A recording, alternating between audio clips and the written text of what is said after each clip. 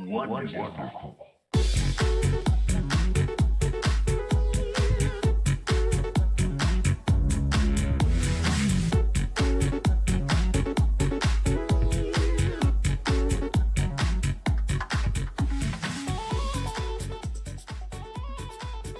Good morning! Good morning! Let me send the skeet out. Hi Dale! Hi Kate! Good morning! Hi Kate!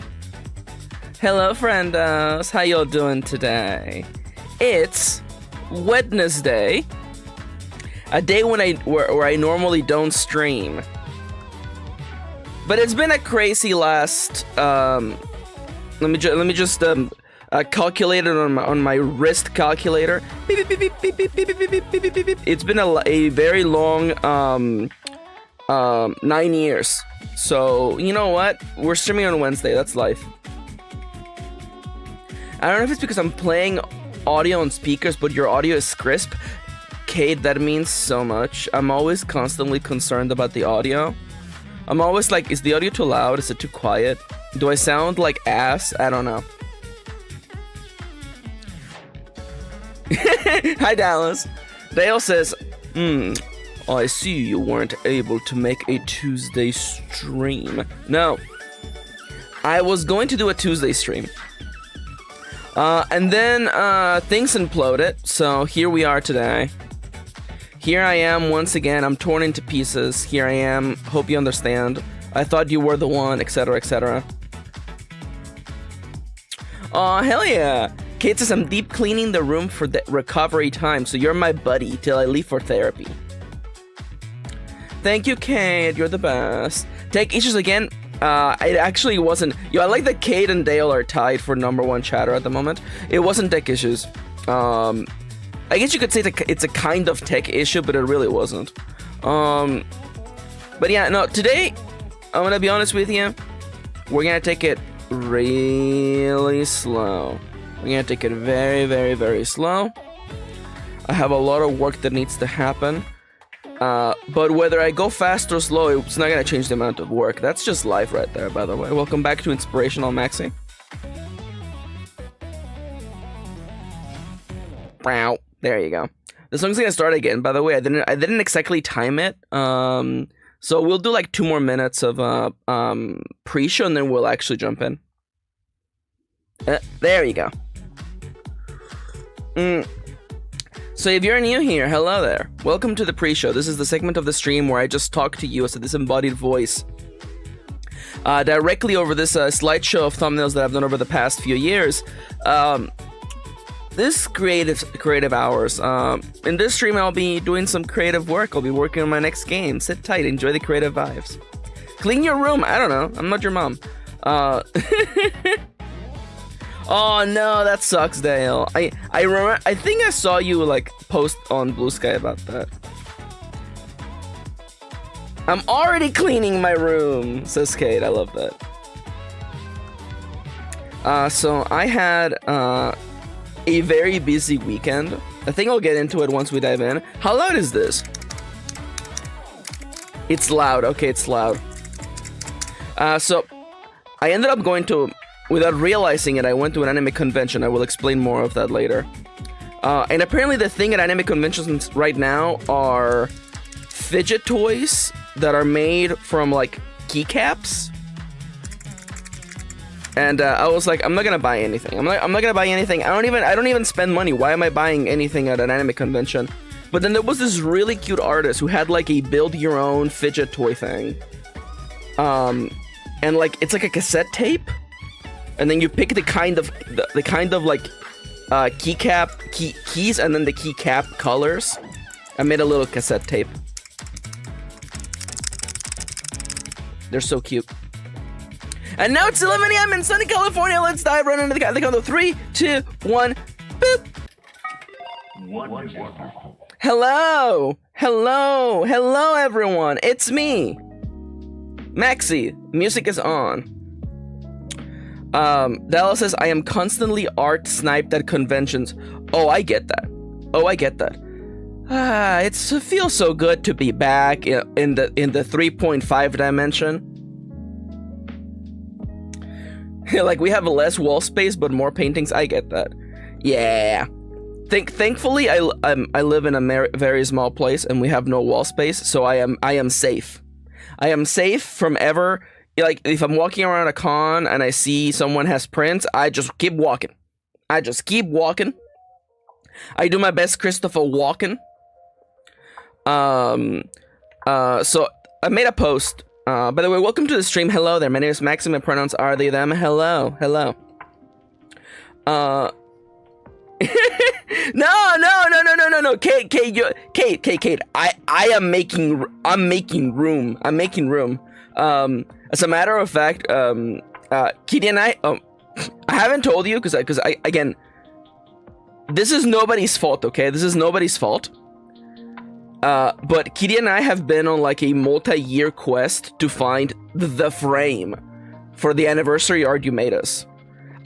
Kate made us some very, very lovely art, and we keep looking for a frame, and it's either too small, too big, and maybe one day I'll share on stream. But yo, everyone, shut up! Ronnie's here. Hi, Ronnie. Hello, Ronnie. Welcome back. Hey, boy. And you know what? A bonus hey boy for Kate. Hey, boy. So, yeah. You know what? Let's race up the praise Moontums, by the way. And I want to get this out of the way right now. My good friend Cade is going in for top surgery in a week and a half. I forgot to open Mix It Up.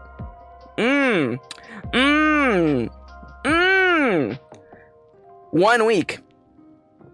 It's been 1 week. Let me open. let me open Mix It Up.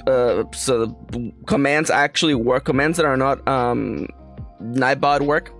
Dude, I might just drop Mix It Up. It has so many issues, and I keep forgetting to boot it up. Let me just go over here. Perfect. All right.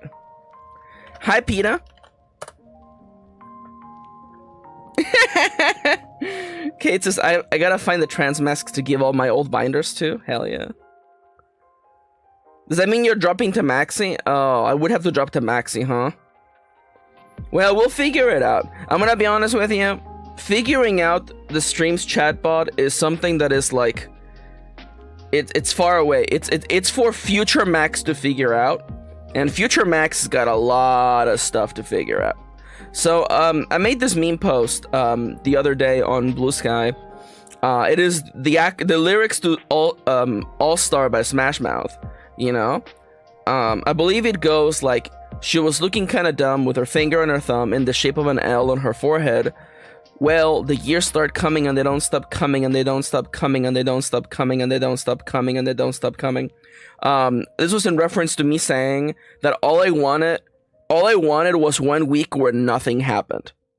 All I want is a week where nothing happens so that I can finally catch up on sleep and get work done. But no, I've been saying that for 9 years now. I mean, that's not true. It hasn't been 9 years, but it feels like 9 years.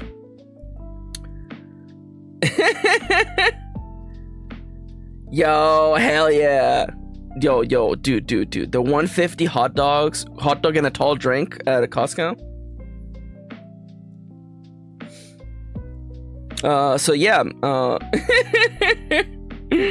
it's been a bit of a mess. I guess I should like talk about it now here before we do anything, because it's gonna make a lot of sense in like 2 seconds. So let's talk about the update. What have I been up to? Let me just zoom in, because this is gonna become very, very relevant. So my week began with Kitty hitting me with a message that there was a post going around on social media about Google censoring / locking people's accounts for inappropriate content. This is not true, by the way. So I did a whole I did a whole journalistic investigative piece. I'm thinking of making a post on Blue Sky, though I kind of dread it because people don't fucking read. So like I'm concerned that if I make a post being like, yeah, Google's not actually banning you for writing naughty fics, people are gonna be like, oh, so you're pro corpo, huh, Maxi? I can't believe Maxi's a corpo. I can't believe, we live in a world where, trying to like undo the spread of misinformation now puts me at risk, but nonetheless.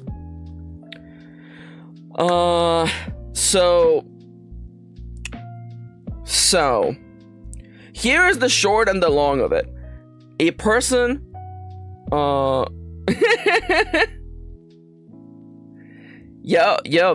that's interesting, Dallas. But the short and the long of it is this, okay? I did a bunch of research. This person was claiming that, like, again, that their account was banned and locked because of what they were writing. It is not true. I read through 20,000 comments on their Tumblr post, and not a single other person had the same problem. The only comment I found of anyone being banned from Google was someone who claimed that years ago, Google banned them for spamming. Not exactly what I would call like ringing evidence. Also, no one ever follows up on anything, by the way. The person who made that post literally the next day was like, oh yeah, I got access back to my account. They didn't tell me what happened or why it happened. But anyways, I'm moving over to Proton. Foreshadowing is a literary device. We'll get to that in a second, by the way.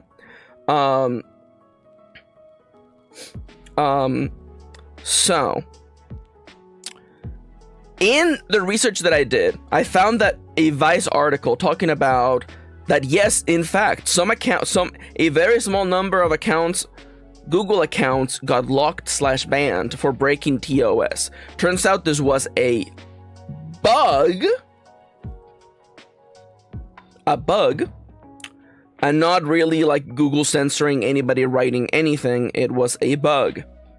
Now, this is the part where a bunch of people go, my stuff is safe on Google then, okay. I don't particularly feel that way. So I spent the last 2 days getting all of my stuff out of Google and somewhere else. And here's my thought process behind it. It isn't that I'm afraid Google is gonna censor my free speech. That really isn't my concern. It is the sheer incompetence and enshittification of the platform that they created. It just keeps getting worse, man. It just keeps getting worse. And I'm like, this is my exit door right now. This is like, you know what? This is the exit. And I do also want to clarify that Google can, in fact, if they get subpoenaed, they will just give all of your information to the government. I just want to remind you of that, by the way. So a lot of people were like, oh, I recommend this thing. Oh, I recommend this thing. Oh, I recommend this thing. Is this a song that I want you to sing? Hi, Michael. Hello, Michael. So before I go anywhere, I want to just make this very clear. The person who made the post was like, I'm switching over to Proton, which will never do wrong and will never be bad in any way, shape, or form. Please laugh. This is the funny part, by the way.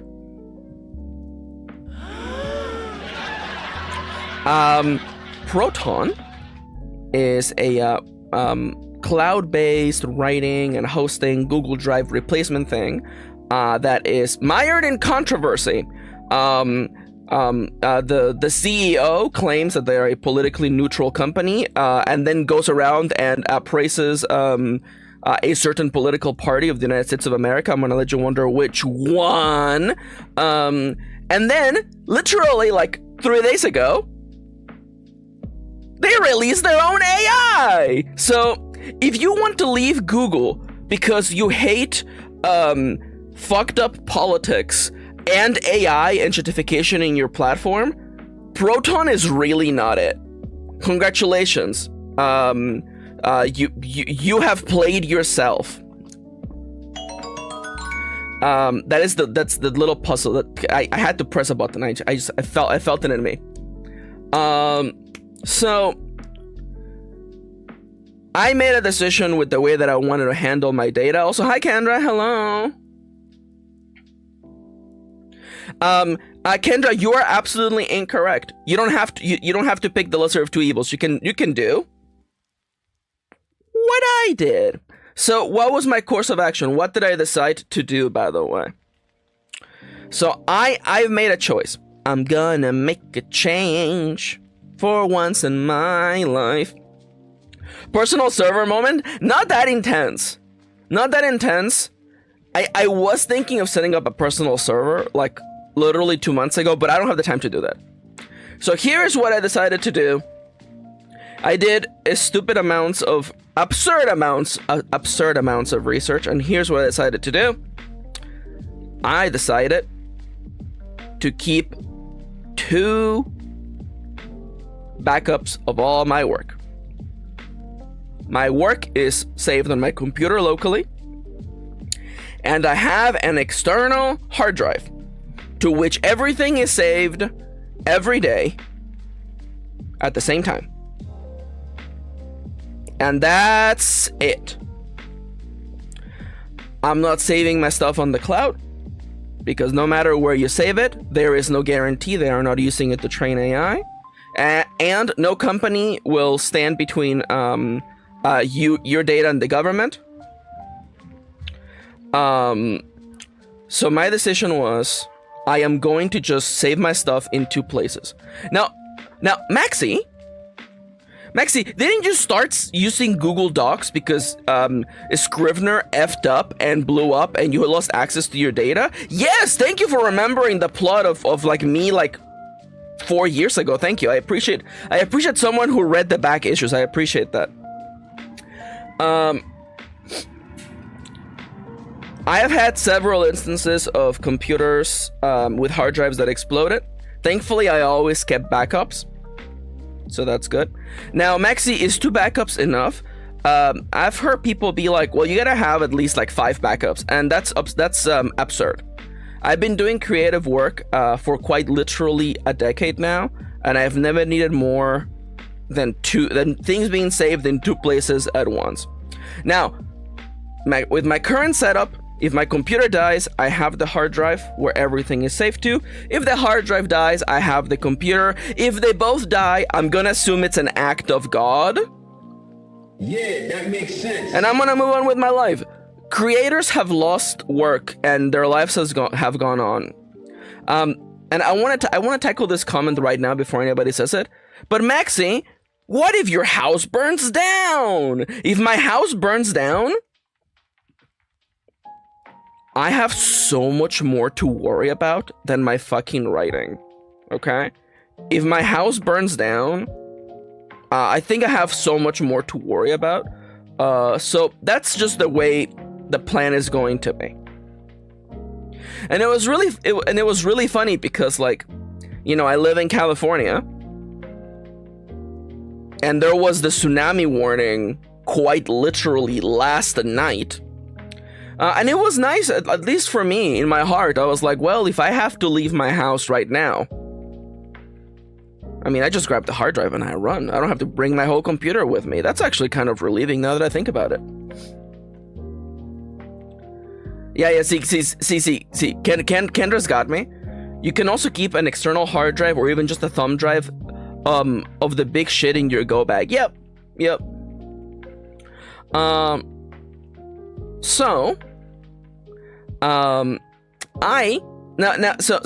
Maxi, okay, so you're telling me that Maxi, you're saving all of your data locally. That's nice. But what are you using for writing, Maxi? Don't you know that everything is online now, Maxi?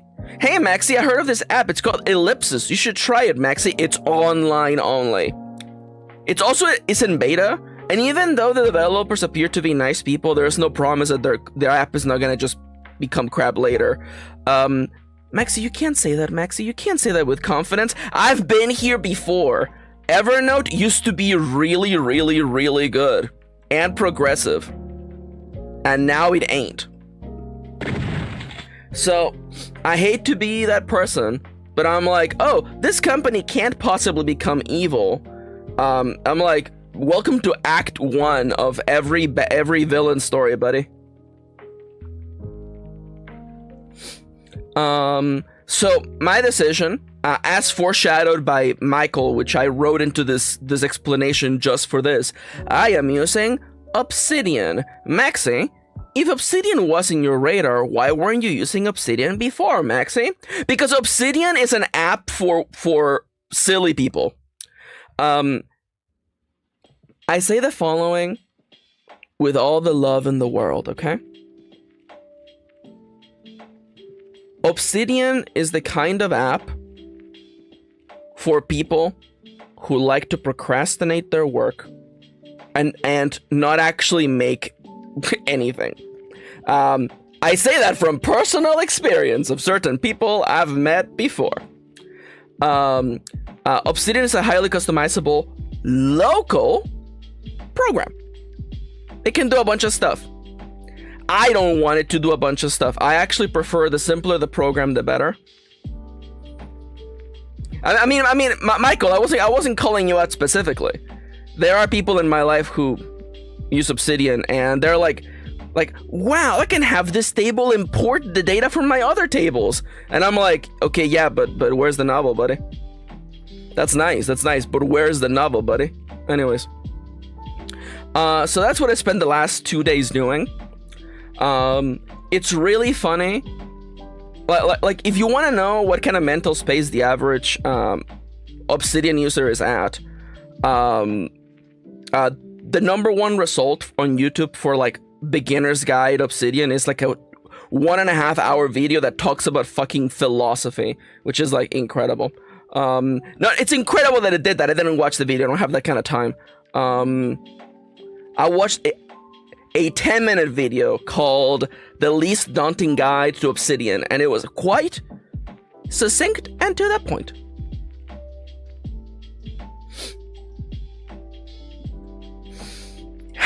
There's a lot of stuff. So, and I know what you're thinking. Maxi, how the heck, Maxi, are you going to take all of this and put it into Obsidian? Painfully. But I'm also not putting everything in there just yet. Join the Silly Gang, Maxi. I'm already here. Look, I'm in Obsidian. You are in Obsidian right now. So from my time using Scrivener, by the way, yes, I considered going back to Scrivener. And as soon as I booted up Scrivener, I was like, oh, this is why I left. You know, it's like, yeah, like anyone in this freaking call relates to this. You know, it's like you stop being friends with someone, and then like you meet them for like 2 seconds, and then you go, oh, this is why I stopped being friends with this shitty person.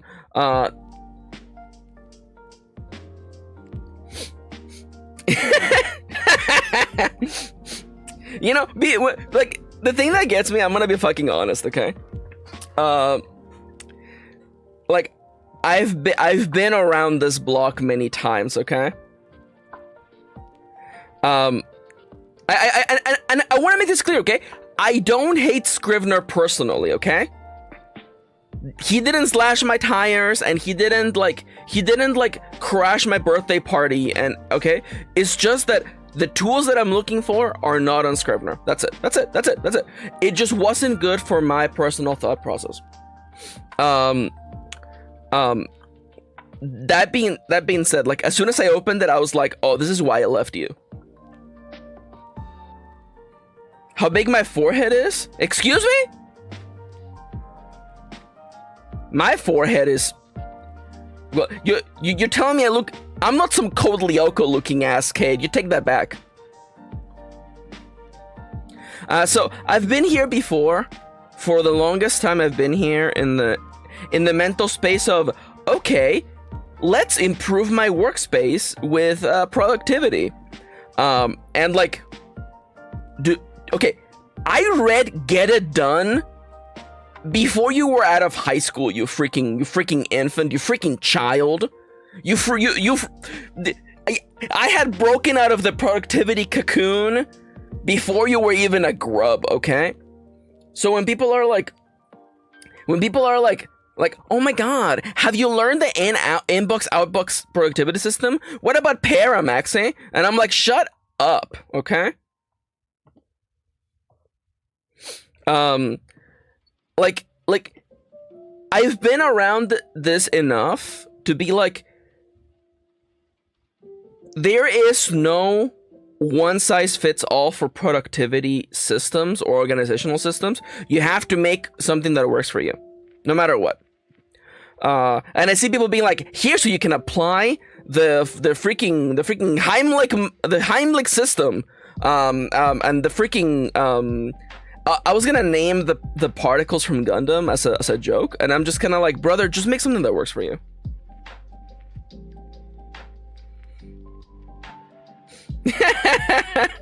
That's right. Kendra doesn't read self-help books. Yeah, it's because Kendra believes no one can help them. Was that in bad form, Maxi? No. I think Kendra would laugh at that. Minovsky. Yeah, thank you. The Minovsky pyramid of self-actualization for new types. Thank you. By the way, I am joking. I very much love my friend Kendra, and Kendra's good. Kendra's good. Dead. I would love for that.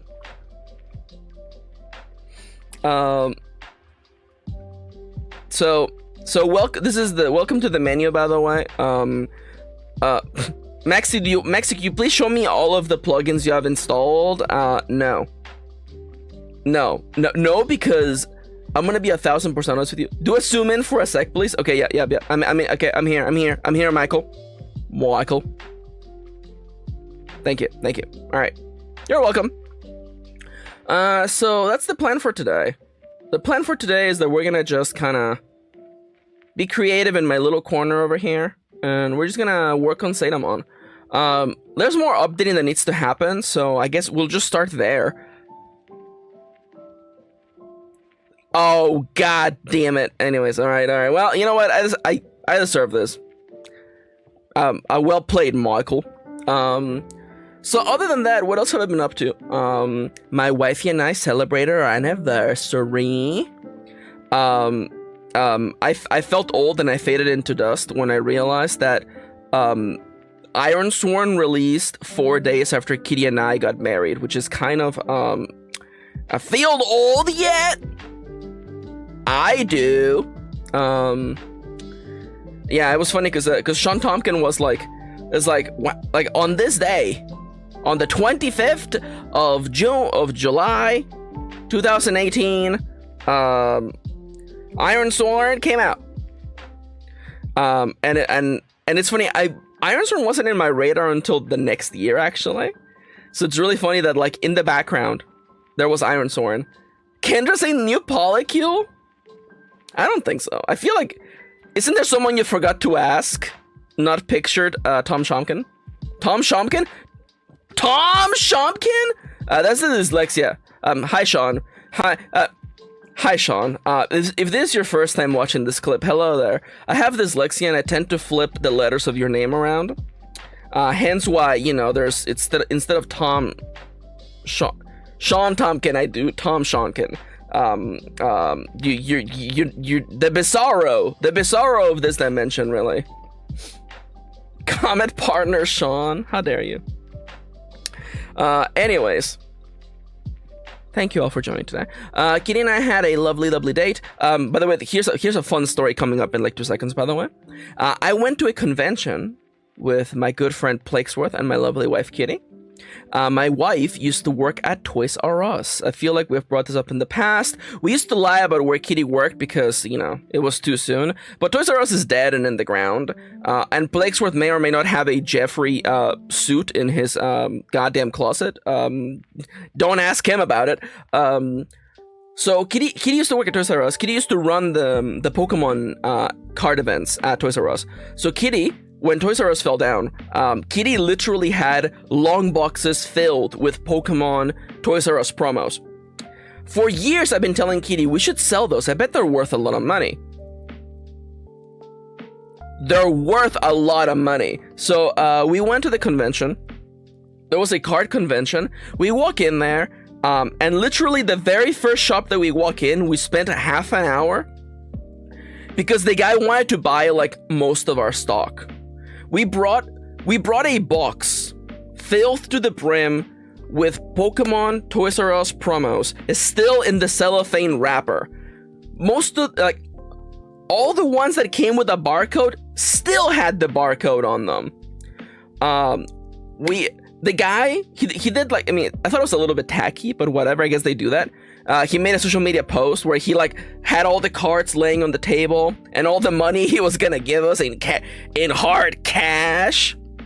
So that was great. That was exciting. Anyways, like 2 seconds later, we ran into a celebrity and he bought the rest of our cards. So yeah.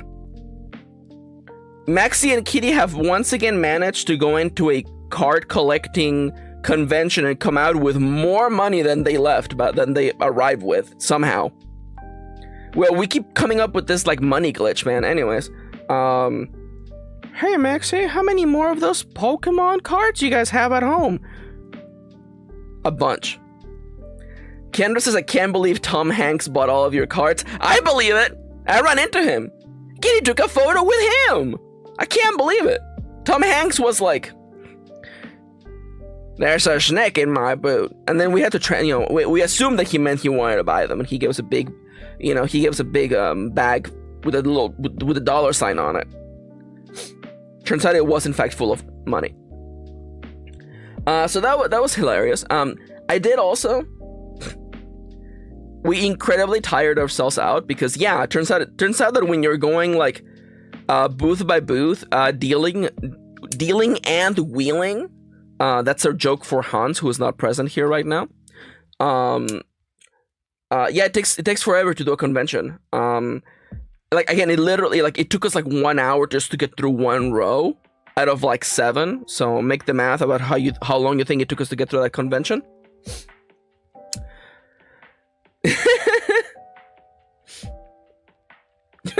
Kendra says, being that I spent the day stressed, so sick, doing money spreadsheets to pay my new lease, I think I would feel better if I could pay with a big bag with the money sign on it instead. The one thing that I've never liked from fiction and from real life is that, like, someone is like, this bag's got $1 million in it. And then, like, if you think about how many bills $1 million would be, it really isn't that many bills. Yo! Dallas got it. Gablan deal. Gablan wheel. Thank you. I'm happy someone got it. I've talked about this before, but one of my characters in The Last Bread Mage may or may not be inspired from a character I created for a Dark Souls 2 fanfic. Where Gablan had there was such a nice, sweet moment with the protag and Gablan, and I think about it all the time. I think about it every night and day. That's an exaggeration. I felt like there was stuff on the table with Gablan. He seemed like he would be a nice, lovable guy. Dale being like, Maxi, don't finish that song. It's okay. So that song, it belongs to us now. So among other things that I did, I don't think I got to talk about last week. Last week I watched Superman like 2 weeks ago. Very good. I cried like a baby. You're gonna find that that descriptor summarizes my feelings on a lot of movies. Now that I'm older and off my meds, I cry like a baby at every movie.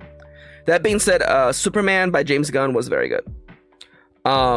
Then my wifey and I were, hey, we should watch a movie tonight. We looked through our like CD binder full of movies. That's right, we have one of those because the year is 2001. And we owned, but we had yet to see a little film by the name of Everything Everywhere All at Once. That movie? Also very good. I cried like a baby. The entire last third of the movie, I was like, I'm not gonna cry. I'm not gonna cry. I'm not gonna cry. And then a thing happens, and then I'm sobbing. So that was my experience. And then, you know, like, hey Maxi, you and Plague went on a big convention and you tired yourself out. And then you went home and rested, right? No, and then we went to the movie theater and we watched the Fantastic Four movie. No spoilers. No spoilers. The following is just my opinion. It's not gospel, whatever. I don't know, man. It was kind of meh. I'm sorry. It was kind of meh. I'm sorry. I felt a little like it was kind of underwhelming. I'm not gonna lie, you know. And the strangest thing is that, like, I felt like they played it way too serious. There's a guy made of rock, and they played it way too serious. Kendra says, Chad, we gotta rest, apparently.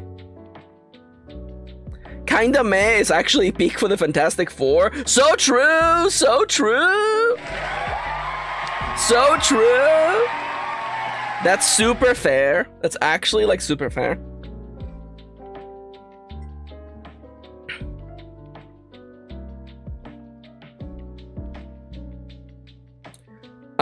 Kendra, your link did not appear on the chat. Mostly, I think, because you're likely trying to trick me. Let's see. What is this? Kendra, I opened your link and it says access denied, error 1011. Are you the real Kendra? Pointing gun at you. One single tear slides down my face. Oh well, I guess I'll just shoot Kendra today. You know, share it on the Discord or on the group chat whenever you feel like it. Yeah, it's really funny because the Superman movie was very, very, very good, and it was very earnest and funny, and had a bunch of action in it. And then the Fantastic Four movie is just kind of like, it's about family. So you know, yeah, it's a movie. It's a movie. I would like once again to remind the executives at Marvel that please, for the love of God, stop spoiling the after credit sequences in the credits. The last two Marvel movies, both of the after credit sequences have been spoiled by the song lists during the credits. Literally every time is like, here's the name of the song that plays, by the way. And I'm like, well, that just kind of told me what happened. Anyways, nothing happens in the after credit sequence for Fantastic Four, by the way. You can get up and leave the movie theater. Nothing happens. You're missing nothing. I thought it was really bold that for the after credit sequence in Fantastic Four, they just show you a thing that you already saw in the movie. Anyways. All right, Kendra sent something. Kendra would not have put it in meme chat.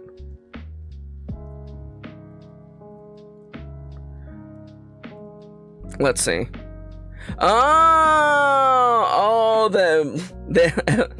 You fell asleep watching Evangelion? Were you watching Evangelion? You fell asleep during episode 26 of Evangelion?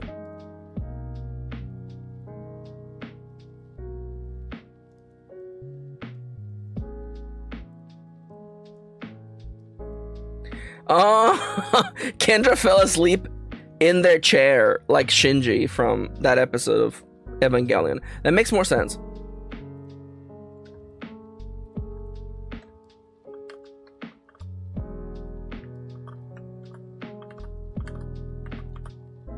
Alright. Anything else happened to me? I don't think so. I had a pretty terrible start to the week because I had to literally reconfigure my entire working routine and daily systems, but here we are. Once again.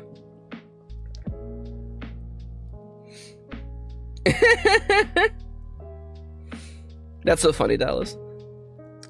And I think that's it for me.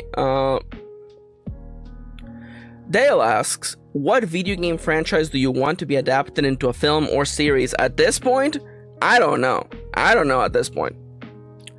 Okay, so I'm gonna say the following. By the way, nobody tell me anything. If you know, don't say anything, okay? I'm kindly requesting that if you know, don't say anything in chat. But Kitty, last night, Kitty and I were bored after dinner, and Kitty was like, Blake said we should watch Squid Game Season 2. Let's watch it. So we put it on, and I'm like, watch the first 2 episodes, and I'm like, where's the squidding? They haven't squidded. I'm 2 episodes in. Where's the squid? I was promised a squid and or a game, and I'm just kind of like, I have thoughts. I have thoughts. Namely, why isn't the car starting? You know, really bold to decide to spend 2 out of your 9 episodes just starting the car. Kendra, which one's your Pookie?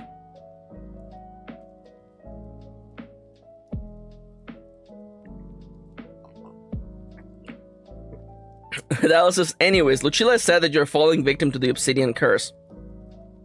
Wait, is the Obsidian Curse that I'm procrastinating? I'm catching you up on what I was up to. But you're not wrong. I should get to work. Also, if you don't mind me, it's summer in California, which means that the temperatures in this room, temperatures rising. Hold up.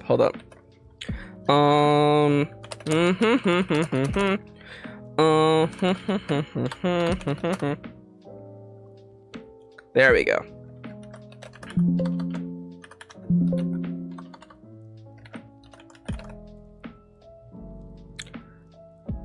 Oh, it's humidity rising. God damn it. I looked up the lyrics to the Weather Girls, It's Raining Men, and it's for nothing. Let's pretend it says the temperature, okay?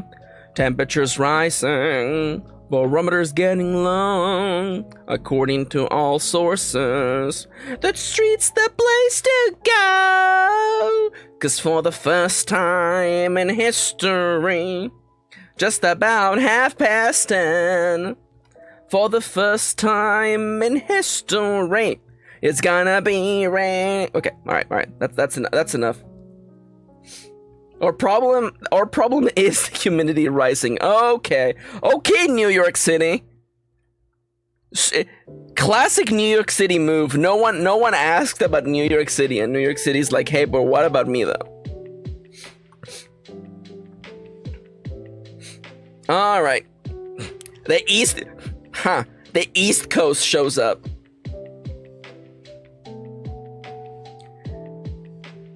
Kendra says, Maxi, it is 96 degrees on the Mercury. Oh, and the Mercury is in retrograde, huh? It's in Gatorade. Plague asked me the other day what that meant. Not Mercury being in Gatorade. What Mercury being in retrograde meant. And I told him it doesn't mean anything. Got him! Now, if you don't mind me, I am going to blow my nose.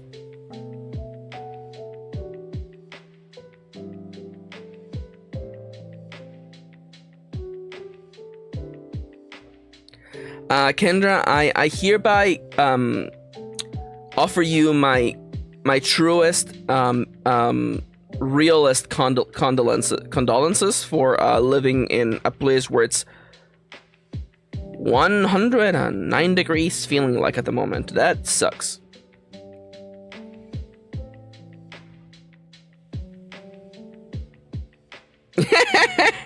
Gotta love the Pacific Northwest though.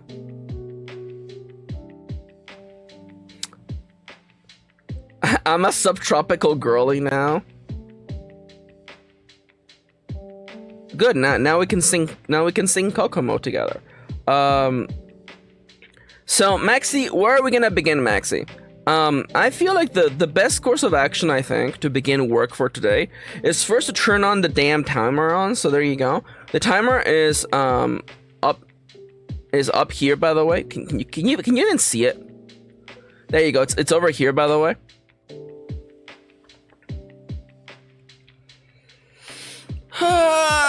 Okay. So, hello there. Welcome to Creative Hours, the segment of the stream where we do creative stuff. So,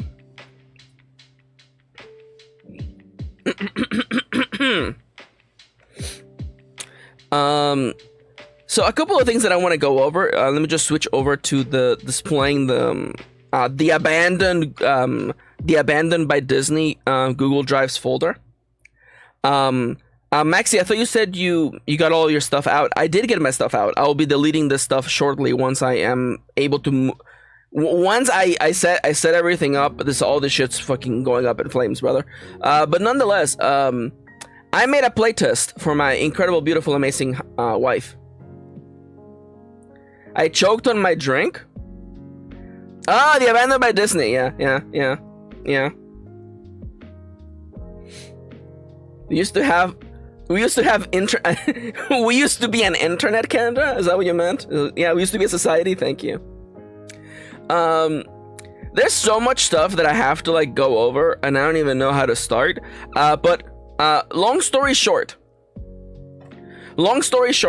I told you all that I ran the demo of Zetamon Combat with Kitty a couple weeks back. I ran it by Kitty. Actually, I think it was a week ago, actually.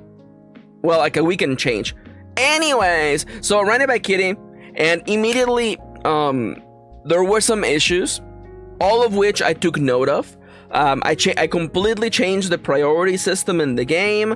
Originally, there was an RPS, that is rock, paper, scissors, where different kinds of move out-prioritied other moves, and it turns out that, yeah, that was a little bit too simplistic. And it led to kind of not very fun gameplay. So instead of having 3 priorities, I made 5 priorities, and now it's based on how fast the move comes out, as it is displayed here by this graphic that shows you all the 9 different types of moves that exist in the game, from the fastest and safest to the slowest and the least safe move. But it's not safe because it's got big payouts if you're a greedy little goblin like I am.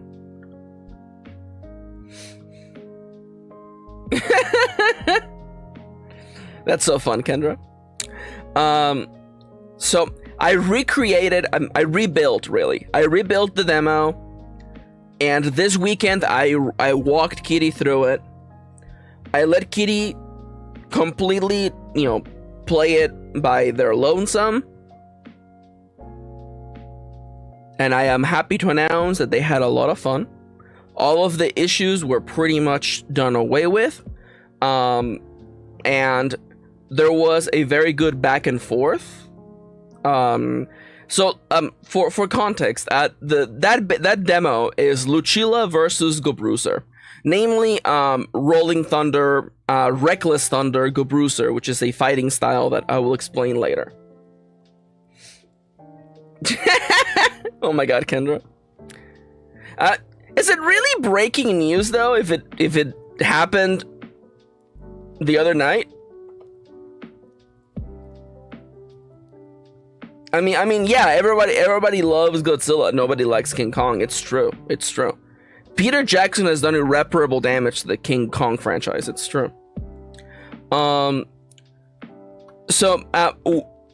Why is Lucilla versus Gobrucer so important? It is because Lucilla is inherently weak to Bolt, so it is a little bit of an uphill battle for Lucilla. Kitty had a very good time, and it was a back and forth. Kitty ran several rounds of the demo, and enjoyed it, liked it, told me there were no notes, which means it is now time to to go on that crazy style. So we will be working on some more builds, and hopefully tomorrow we can playtest them. That's right, I forgot to tell you. The stream schedule for this week. Haha, you thought that I would forget. I did up until now. The stream for this week is really simple. I'm streaming today. I'm streaming tomorrow. That is all. What am I doing tomorrow? Tomorrow I'm going to be running the playtest of... By the way, please enjoy these really, really wacky guys that I drew very hurriedly. So we'll be running the demo. I would like to run Lucilla versus Gobruiser as played by the chat, which I mean that the chat is gonna decide what moves you make. I feel like that will be fun and also tragic, so stay tuned for that. Yeah, Kendra watched the Digimon movie finally. Now you understand why it's one of the greatest pieces of fiction ever created. It's got the greatest soundtrack of all time. But yeah, get excited tomorrow. If you would like to see the game being played and how the game actually runs turn to turn, please tune in tomorrow. Today we'll be doing some designing. So stuff that I need to download this guy as a... Give me a JPEG. Perfect. Maxi's Judas. Should I go hard on Kendra for doing that? No, I'm gonna let this one slide. I forgot I forgot Bolita was a Digimon. Okay, I'm sorry. I'm sorry. The knowledge in my brain is too filled by Terriermon to remember one of the random baby forms. Okay. I'm also going to need... I need a screenshot of this too, by the way. I screamed when she appeared. Hell yeah.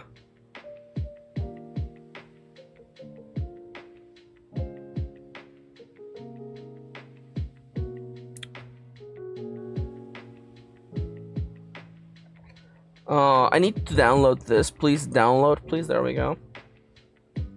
It's too hot. There's a joke in here somewhere, but I'm not gonna make it. Yeah, and just download this, by the way. There we go. Is there anything else I need? I don't think so. Oh, look at the old versions of all these things.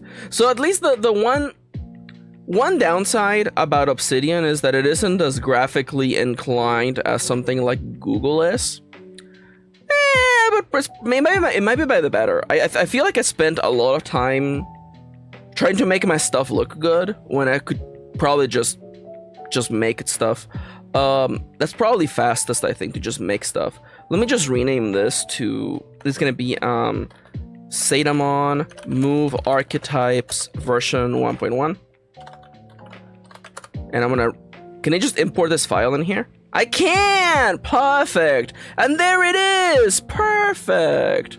And I can just open it on the side! Yeah! Are you familiar with Markdown? I am. I am familiar with Markdown. I know him. That can't be.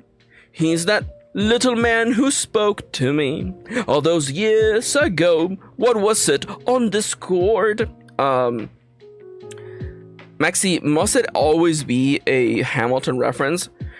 Don't you ever think about Kendra? Don't you ever think about how you trigger Kendra when you bring up Hamilton like that, Maxi? Zetamon, type features. And this is gonna be Reckless Thunder, fighting style, chill. There we go. Now just import both of these guys in here. There we go. So now we have... I actually need you to be here. And then for you, there you go. We can review all these things here. Perfect. All right, chat. I should probably just make a note. You're the damn fool that shot him. It's me. I did it. Let's just make like a daily design note, I guess. 07. What freaking day is it today? The 30th? July is almost over and you're laughing. 30, 25. It is in fact Wednesday. And what? You know what, actually? We put a little star on here. There you go. Design doc. Or you know what, actually? The next wave of fighting styles. There you go.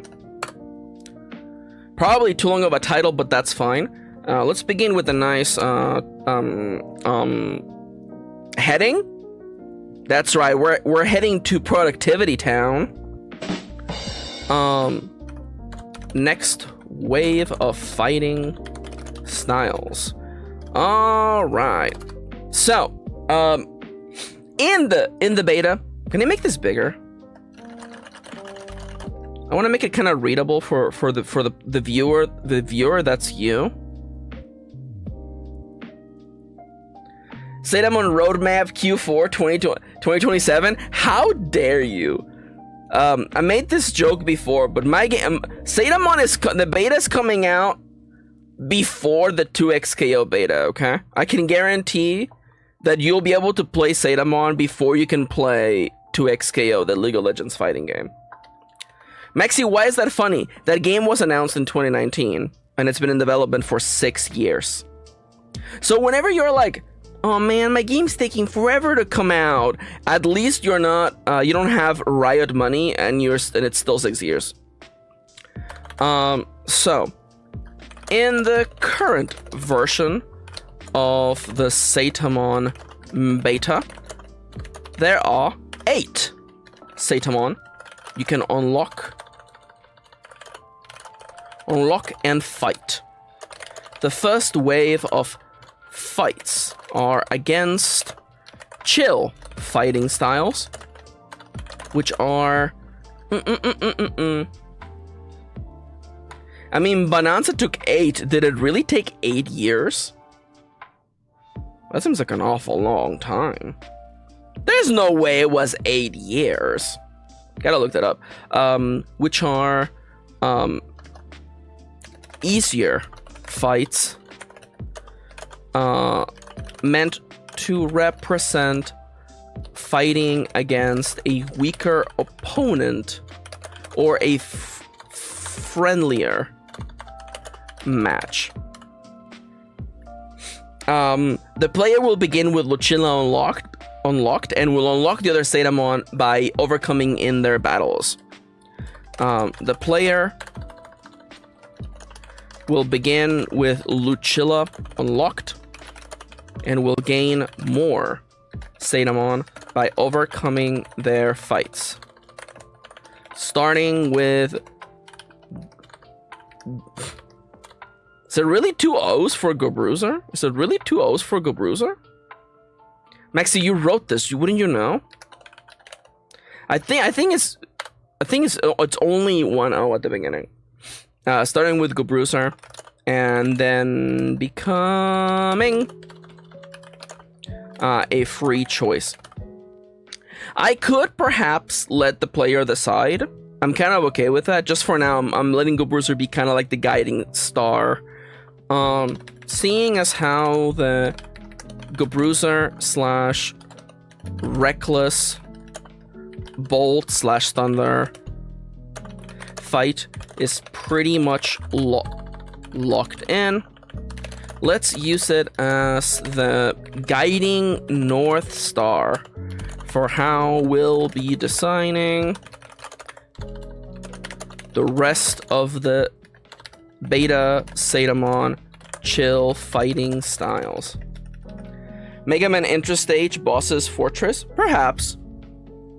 I do want to say that I'm keeping as inspiration mostly the fighting game, I guess the fighting game like aesthetic, you know. That's why I decided to go with 8 Zetamon instead of like the 16 we were planning. Was it 12? I'm still gonna add the other Zetamon that are not gonna be in this first beta, but it's mostly because I was looking at old fighting games and they all really just have 8 characters to begin with. That seems to me like a good starting point. Let me think. So I guess I probably need a table just breaking so we can start like thinking of like where each Zetamon is gonna go. So there's let's outline the fights. So let's put how do you do this? Table? There you go. And they thought I wouldn't figure out obsidian. This is gonna be Zetamon name. I just put name instead. I feel like that's just so much easier. Zetamon name. Type. Can you please give me one? If I do this, will it work? No, it will not work. Weakness. And then design notes. There we go. So the first fight is against Gubruiser. I should probably have a fighting style like entry. Let's put a column to a column to before. Perfect. All right. So Gubruiser is type. Oh, can I put in a high voltage symbol, please? There we go. And it is weak to, I believe it is meta, which represent with a fortune bolt. Fortune ball, forgive me. The fighting style, it is reckless thunder. And the current, and then we'll insert the design notes here as we go. What's the lesson you want for each fight? Thank you for bringing that up, Dallas. So you know what? Let's frame it that way. The lesson, I feel like Gubruiser teaches a couple of really instant lessons, which is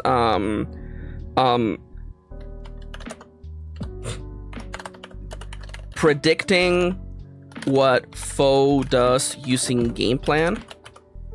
Okay, since it's not gonna fit, I can be more verbose. The player should predict the enemy's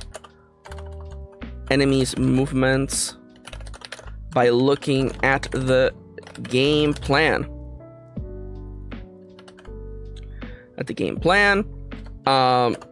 The other lesson, I feel like it's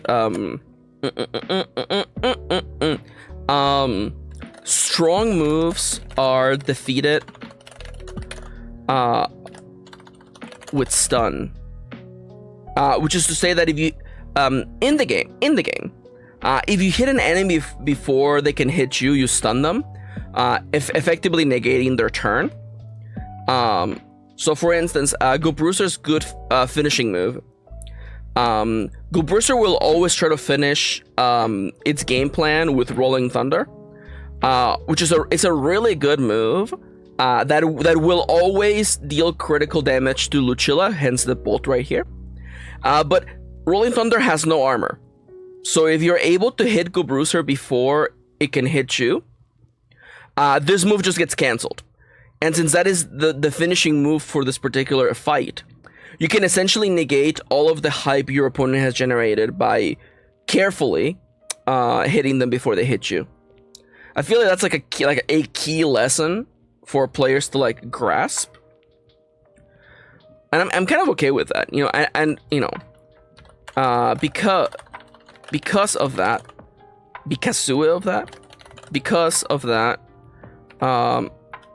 Reckless Thunder is a fighting style easily defeated by thinking ahead and stunning the opponent. It's strong, yes, but easily outsmarted, which is befitting of Gubruiser's personality. That's why I feel that Reckless Thunder works so well as Gubruiser's the first fight against Gubruiser, because it really is just, I'm gonna walk you through it, okay, in case you're new to what the hell I'm explaining here. So in Zetamon, when you encounter when you encounter an opponent, the game will give you a selection of fighting styles based on that opponent's element and their primary attacking stats. Blast, Crush, or Slash. Go Bruiser is a Bolt type Zetamon who primarily uses Crush. Thus, from the list selection, they would get a fighting style like Rolling Thunder. Fighting styles come in Chill and Fierce mode. I will explain that later. But essentially, this fighting style gives them a set number of moves, which function just like your moves, by the way. In fact, some of them are just regular moves that you would be able to learn later. But it also gives the enemy a game plan. This is essentially the AI table, the CPU table for what the CPU does. When you're playing against another player, both of you decide what moves you're gonna do, and then you reveal them using a very cool, intricate system that I will not explain right now. But when you're playing against a CPU, when you're playing solo, and again, this game is designed to be played solo, once you decide on what move you're gonna do, using a cool system that I'm not gonna explain right now, you then roll a d4 on the opponent's game plan, and if you have a computer in hands, you may notice, by the way, that I can't zoom in anymore, huh? Anyways, you will notice that Go Bruiser's game plan has 8 spaces, and the first 4 are always the same move. This means that Go Bruiser always opens up, no matter what you roll. Go Bruiser will always open up with Knuckle Sandwich. Knuckle Sandwich is a pretty strong move, but it can easily be outsmarted. And then you resolve the moves, whatever. The next turn, when you pick your next move, and it comes time to decide what the computer does, you roll the d4 and add it to whatever the value the game plan was. So, let's say for instance on the first one you roll a 1, Go Bruiser did a Knuckle Sandwich. On the next turn you roll a 3. 1 plus 3 is 4. The game plan is at 4 out of 8 stages. It does Knuckle Sandwich again. And once it gets to 8, it will unleash a finisher version of its signature move, Rolling Thunder in this case. And then the next turn, if it's at 8, you reset it to 0 and resume. The game plan is not reset between rounds. This is to make things a little bit spicy between rounds. I will say, I hope this was easy to understand, but I assure you my lovely wife thought that this was a very clever mechanic, and my wife does not spare words. Also, namely, Kitty is the voice of reason, and Kitty is not a native. Kitty does not play solo TTRPGs, so if Kitty got this and Kitty understood the mechanic, I assume that it will resonate well with people of the solo TTRPG variety.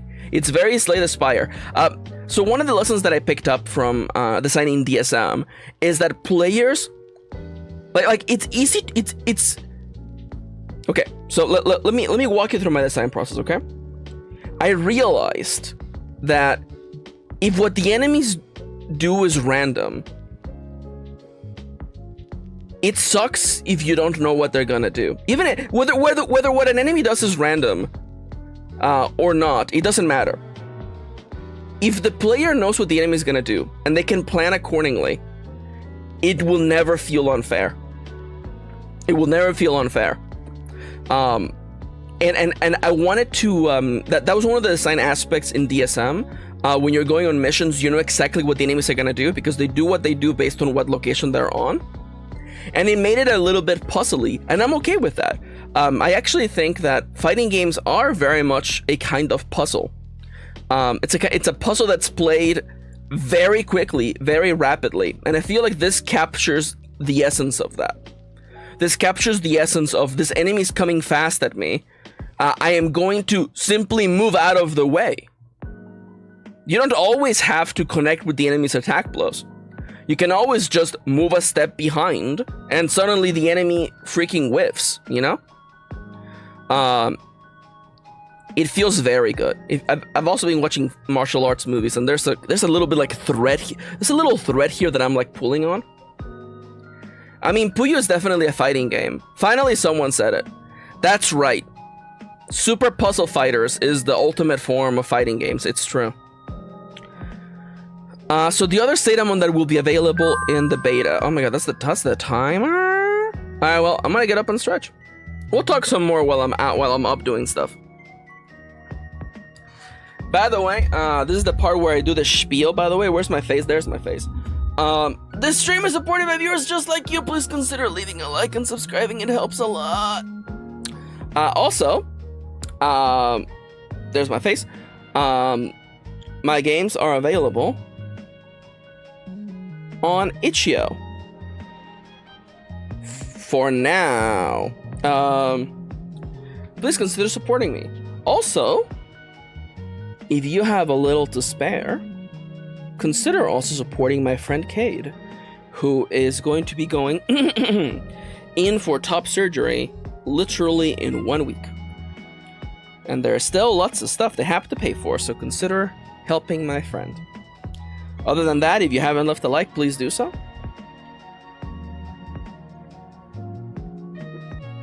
I'm up on my feet. I'm stretching. And I hope you're doing so as well.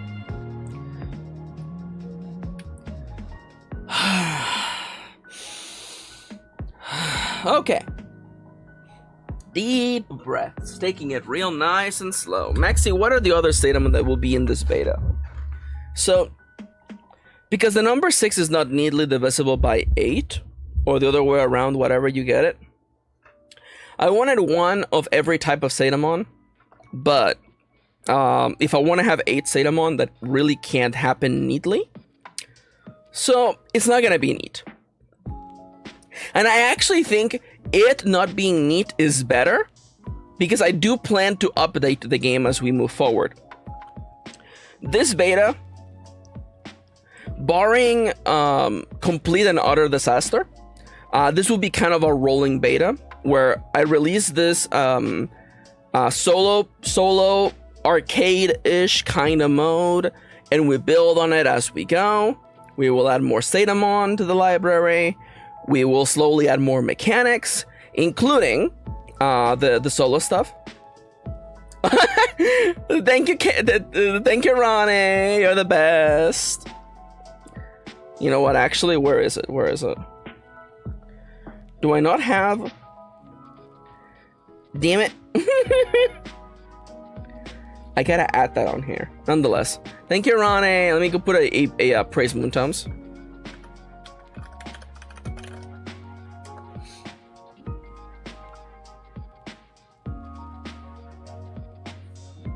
You got this, Cade. You got this. Stay strong, little guy.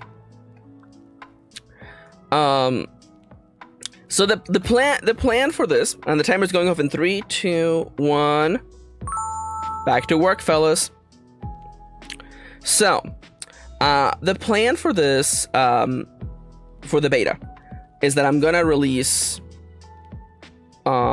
a version anyone can play with and also play against each other, and we'll be updating it over time, including adding the single player content, the create a Zetamon content.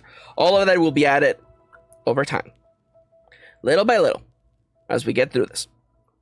So please look forward to that. So the core of me doing this is that even while people are waiting for the single player stuff, they can enjoy more Zetamon being added to the arcade-ish fight a Zetamon kind of mode.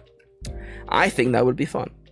Also, Kirin and I are in talks of developing a kind of like challenge mode where you attempt to defeat Zetamon to get a high score. I don't know. We'll keep designing that as we go. You please give me like 6 more of these, please. So number 1 is Bruiser. I believe that what we decided to do I even have the images on here? Where did I leave them? I definitely did not leave the images here. Nonetheless, let me just grab this. And by the way, the following order is just the way that they're coming to my mind, by the way. I have to bring up their weaknesses. Give me a second, actually. Maxi, don't you know every Zetamon's weakness? No, why would I? Why would I just know what they do? You know what? Actually, I think we could do it this way. Actually,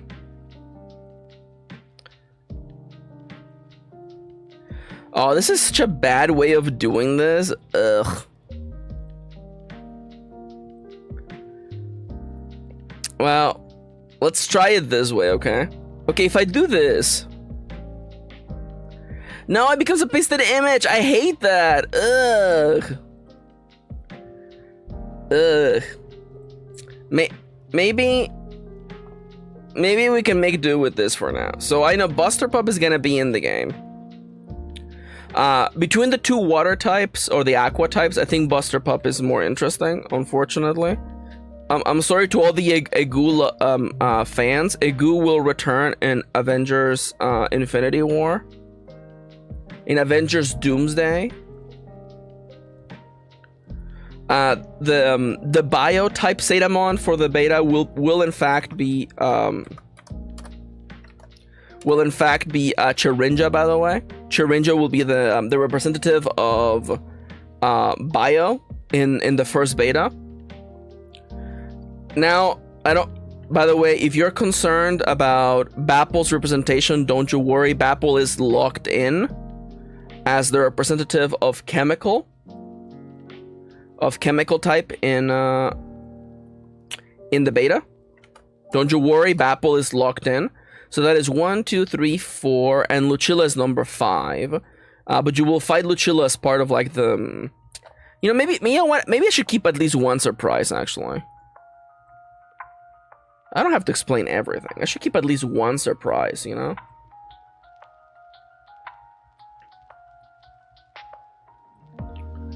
Alright, so Lucilla will be the transition fight to whatever is happening after that. Who knows? Not me. And strangely, yeah, so the funny thing is that I was talking with Katie about what Zetamon designs I think would be the most iconic to have. And we both agreed that both of the meta Zetamon would be really fun to have in the beta. So congratulations, Carmalis and Phenomena, you're both actually in. Maxi, this leaves us with one more spot in the 8 Zetamon roster. Who's the last one, Maxi? Who do you think is the last one? Who do you think is the last one? Maxi, it can't be, Maxi. It can't be, it's impossible, Maxi. No, it's Thundermaru, 1000%. It's always M. Bison. Actually a Bison? Dead! I should do that. That's actually a really funny joke.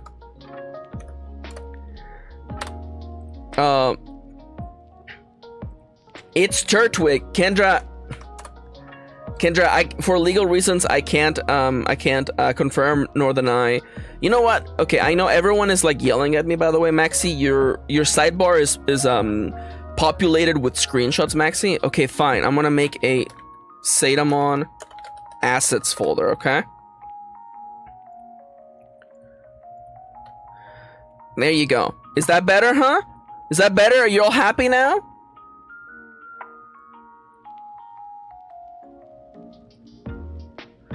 I mean, I guess since we're already here, let me just really quickly freaking... Yo! Kate says, okay, girl who verified my documents was cute, Lemao. Kate, you don't have to objectify her. Just... you know, ever since Kate got the mullet, Kate's become more and more toxic, and you know what? I'm here for it. Maxi, I'm gonna fight you. Are you sure about that? Damn, Kate really was like, you know, at least she was a fine piece of ass, and I'm like, you know, you shouldn't have said it like that, Kate, but I support you. The signed documents. There you go. And we're gonna put you here. I guess it should be Zetamon the signed docs, I guess.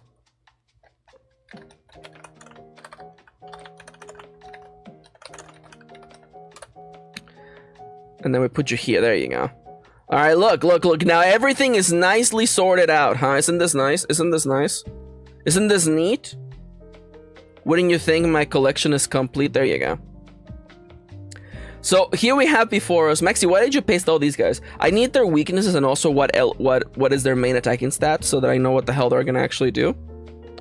So I feel just, you know, we can't separate the 3 starters. So there's Bapple, who is of course, can I get a test tube in here, please? Thank you. Could I really not make this a little bit bigger? You know what? It's fine. Maxi, it doesn't look as good, Maxi. Yeah.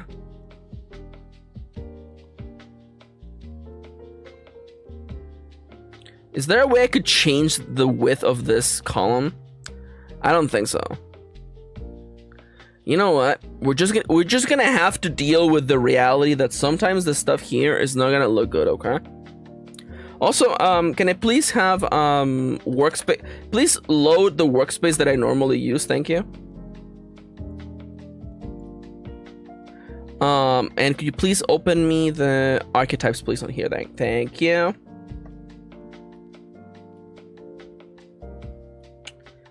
There we go. Something like this. Something like this. Something like this. Okay, there we go. Someday I'll figure out what all these buttons do. It is Chem. Chirinja is weak to Aqua, which we represent with the ice cube, by the way. The fighting style we don't know yet. I haven't written that out. So since Bapple is blast type, I feel like probably the lesson will have to be that the lesson will probably have to be fighting at range, I think. And I think that the way to do this, I think, oh my god.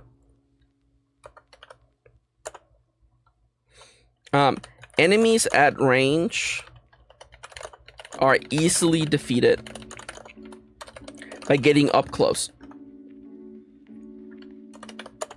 Bapple being a blast user will most likely be incredibly easy to overcome. I think. Enemies at range are easily defeated by getting up close. All ranged moves have a dead zone. For instance, the standard fireball move is a range 2-3, which means that if you're 1 tile away, it misses and it essentially does nothing. Other than that, probably Bapple's probably the time to introduce status effects, I think. Some moves create create conditions that are reacted upon by other moves. Combos, baby. Probably for this fighting style. Rip. I hate that, Kate. I hate that so much. I hate when they do that. Yeah, they're like, actually, you can't apply until after the fact.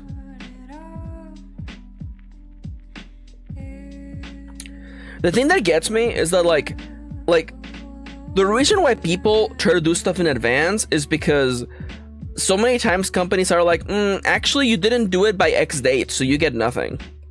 But instead, but now they're like, actually, you need to do it within 12 minutes of you leaving for your last day of work.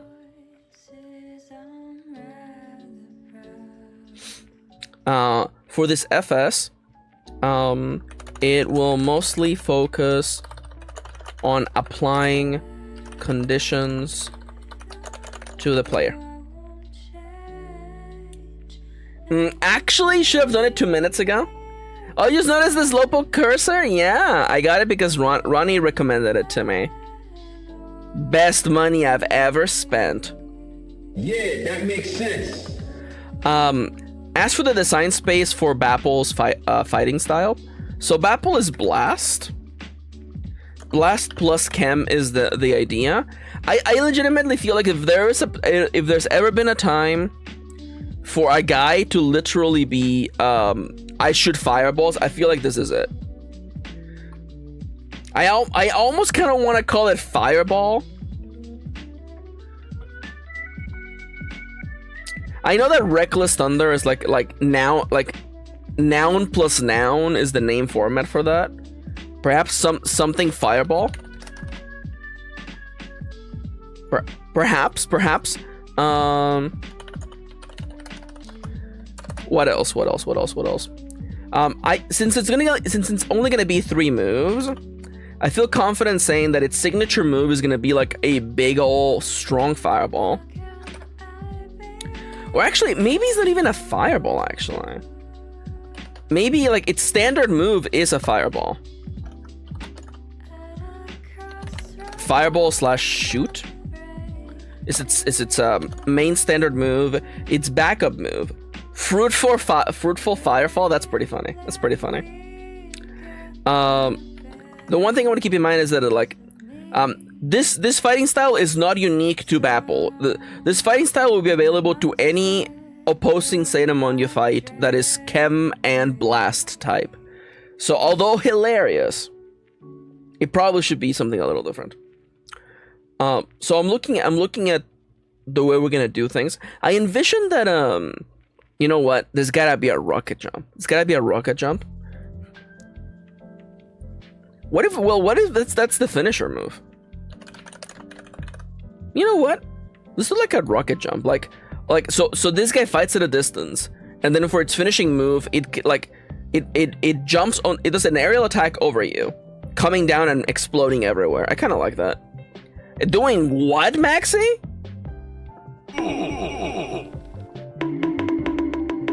Focus. There's gonna be a dive. So what else? I feel like this guy's gonna need some sort of like close range move, because right now dive and shoot are the same priority. So I almost wonder if like maybe giving it a slower move. It is supposed to be this easier fight. What's a nice slow move? A sweep, an install? I feel like if the lesson of the day is don't let this guy set up, perhaps giving it an install would be fun, actually. So we're gonna put a power up here.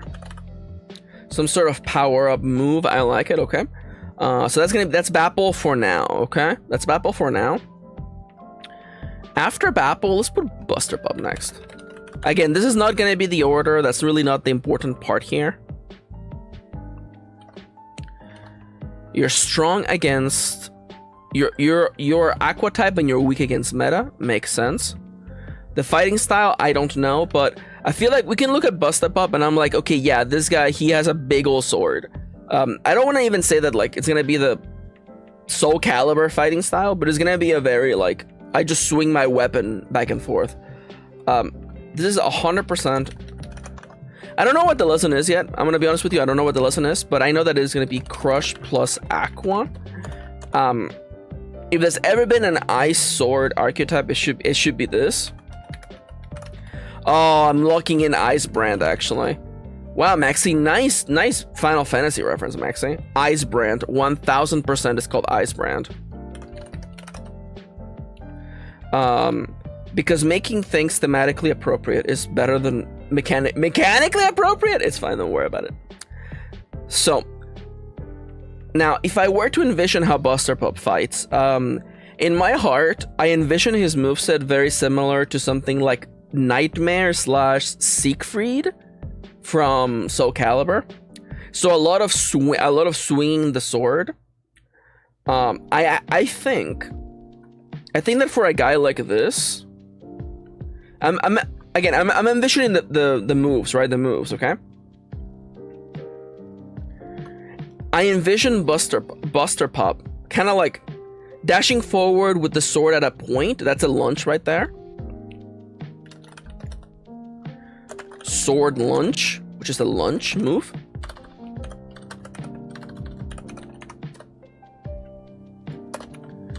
Then what? I was thinking of a play on Nightmare. Ooh, we could do something like that. I'm okay with that. Frozen Nightmare. Frosty Nightmare. That's an interesting. That's kind of interesting. I kind of like that. I feel like it would be interesting to mix it up, because so far it's been you fight a guy who's all melee, a guy who's all ranged except for its finishing move. I think Buster Pop having a fireball would be actually kind of fun. Some sort of like Frostbolt.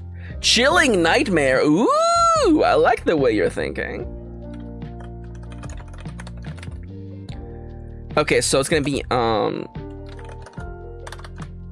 probably Snowball, actually. Snowball Throw, which is a shoot that applies chill, which slows the user, locks the user in place. I don't know. So I'm picturing that the gameplay flow is gonna be that, like, you know, it throws snow to lock the enemy in place, and then with the enemy in place, it does a big ol', like, you know, like heavy attack or something to really like lock in on the enemy being like stuck in place, I think. So let's go with avalanche fall. There you go, something like that. And it's a heavy attack. There you go. Chilling Nightmare is very good. Thank you, Dallas. Very much appreciate it. That seems pretty good. I think the lesson here is that a moveset being varied is best, as it makes you very versatile. Buster Pop represents that in this fighting style. I think it's versatile, by the way. I don't have spell check on because, you know, I'm not writing a novel over here. I'm just writing design documents. So that's Buster Pop. What after Buster Pop? Let's just, you know, Chirinja's right here. Let's just do Chirinja. Chirinja, and you are weak against Aqua. And you're Biotype. Let's put a tree in here.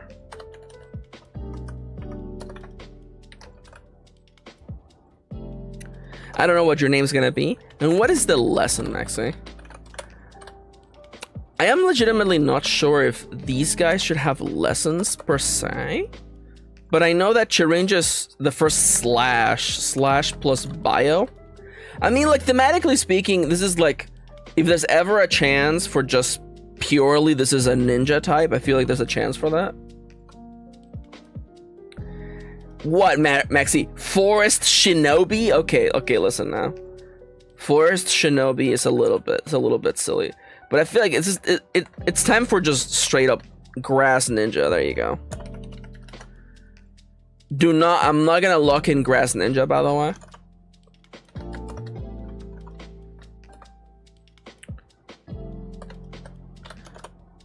Racer Leaf? Oh, Racer Leaf is so good. God damn it. Let's just write, you know what, Dallas? I like the way you're thinking. Also, every fighting game needs to have a ninja. We all know that this is true. So what do ninjas do? I think a big ol' shuriken should be the finishing move. Big ol' shuriken, which is in fact going to be a shoot move. I think that there should be some sort of smoke cloud, perhaps a unique move. Perhaps I'm thinking I think a dive, actually, a dive with increased priority. That's kind of crazy, actually. Smoke. Ooh, smoke step slash smoke slash or whatever. Yeah, again, we're just putting ideas on the table, and this is going to be a dive plus priority. Very unique, weird move, and I like that. And as for the last one, so it attacks from a distance, it gets in close. What else do you need? I think it probably needs some sort of like really fast. Let's give it a fast poke. Perhaps some sort of like Assassin's Creed style, like a quick little, like, you know, stab in the front, you know? Thorn stab or whatever, which is a poke. The fastest possible move. This seems fine to me. Maxi, why are you only giving them 3 moves? Aren't Zetamon allowed to have 4 moves? Yes, but for the chill version of the fighting style, It really is only 3 moves. It just makes things simple. You're 1, 2, 3, 4, 5, 6. I need 2 more, please. I meant only 2 more, please. No. Can it please? There we go. The one thing about I just have to get used to Obsidian. You know, Maxi, it is really just your 2nd day using Obsidian, Maxi. You don't have to be so hard on yourself. Follow Chirinja. We have the rest of the rogues gallery of rogues. Carmolis and Phenomena are gonna be a little bit too weird to think about first. So let's grab Thundermaru since we're here. I like Thundermaru because it's an inherently like very large threat. It also, I believe it is the only Zetamon in the original lineup that is weak to Chem, and I would very much like, you know, for there to be one that is weak to, you know, every Zetamon should have a use in this beta, and that's why, you know, Carmolis and Phenomena are both here. Carmolis is the only Zetamon in the first wave that is weak to Dust, which happens to be Lucilla's type. So, you know, if I leave it open to players... absolutely not, Kendra. Kendra says, Maxi joining Nomiya and I in team. I better be amazing at this immediately. Hell no! Hell no. So, Thundermaru is inherently... It is Blast plus Crush. Blast/Crush plus Bolt. I think I want to make it... I keep wanting to do... I actually have so many beta versions of Thundermaru, actually, because Thundermaru was going to be the original first fight. Back when the player would start having 3 Zetamon to begin with, and that is way too much. So instead... Isn't Thundermaru similar to Togedemaru? I don't think so. Maru just means round. And you know, I feel like it's fine. Especially when you look at them and you're like, these guys are not even close. Blast/Crush plus Bolt. I think we're definitely gonna do Blast plus Bolt. Mjolnir Mash. That's pretty funny. That's pretty funny. I don't know if I super like it. The original idea was something like a live wire, like you had some sort of like electric lash, and it just summoned thunderbolts. I still kind of like that idea, so let's just look it in here. Thunderstorm it's just kind of nice actually. Let's go with live wire because I still really like that. I still like the idea of a live wire fighting style.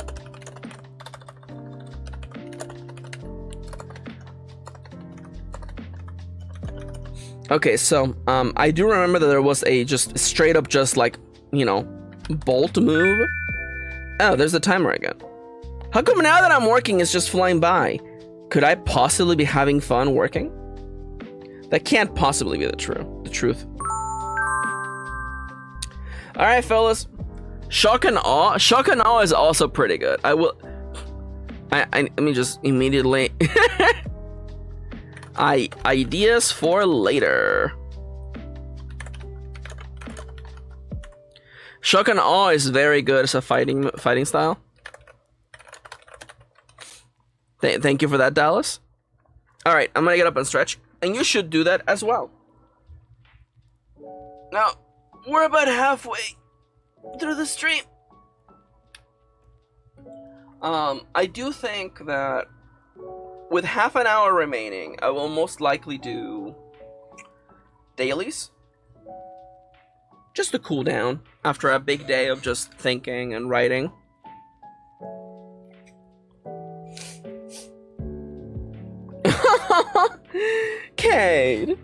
Kate says, I was looking for an important paper thinking I left it in a bag or my car.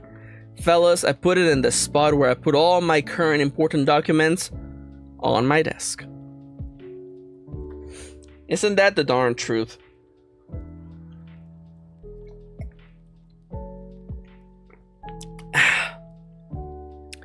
So there's that joke, by the way, of like, you know, you find when something is lost, you find it in the last place you look, because yeah, once you find it, you're done looking. But it is really funny how like you think to yourself that it's gonna be that it can't be in the most obvious place. When Kirin and I were looking for the Pokemon cards from their Toys R Us days, we both thought it can't possibly be in that container. That container is like the easiest to access, and we haven't touched this stuff in years.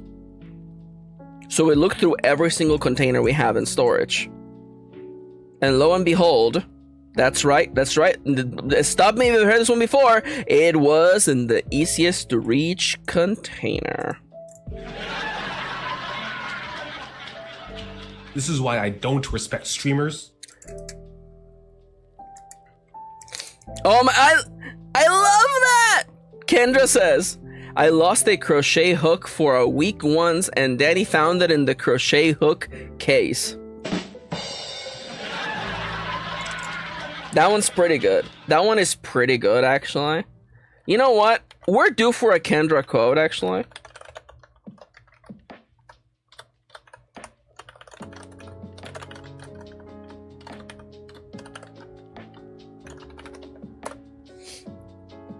That's pretty good.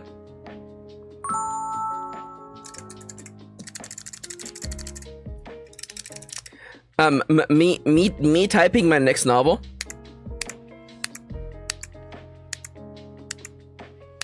Me doing anything for my friends. Sorry if that was very loud, actually. I'm having fun with this fidget toy, man. This little fidget toy is so cute.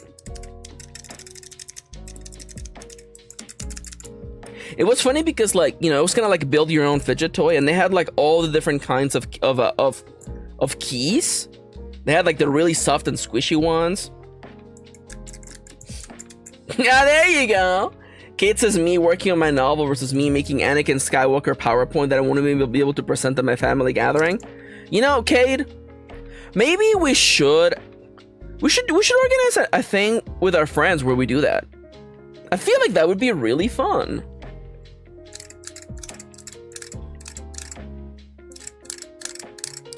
Perhaps we should have like a slight limit.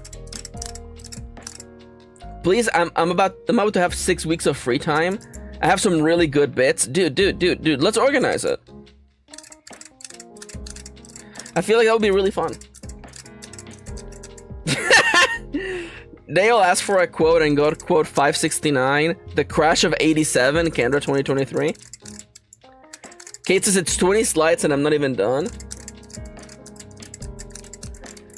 Kendra says I just do 1,000 pages of court.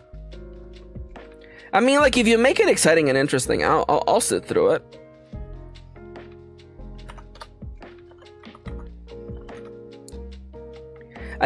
You know, Kendra, I know that you like to beat yourself up, but you are in fact a storyteller.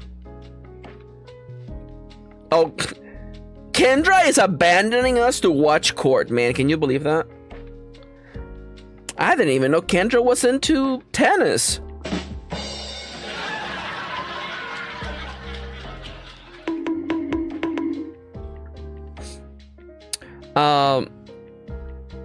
So what is this bolt move? I feel like this bolt move has to be a special. It's a shoot move. Oh, by the way, we're back to work. By the way, it's a special shoot move. It's a shoot move plus damage, perhaps plus DMG. It's a stronger shoot move, perhaps with an even wider death zone, perhaps.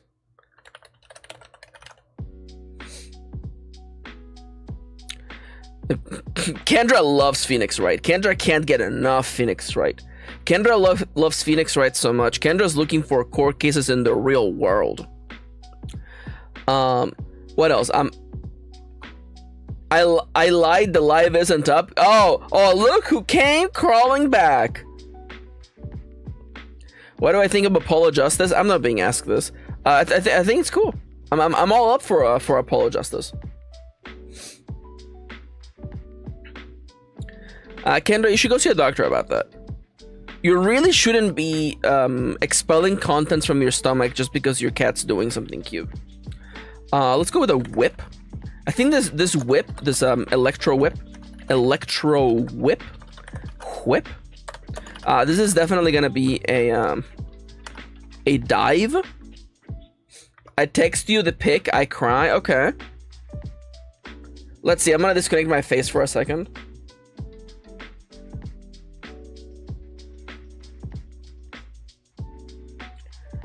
Oh no!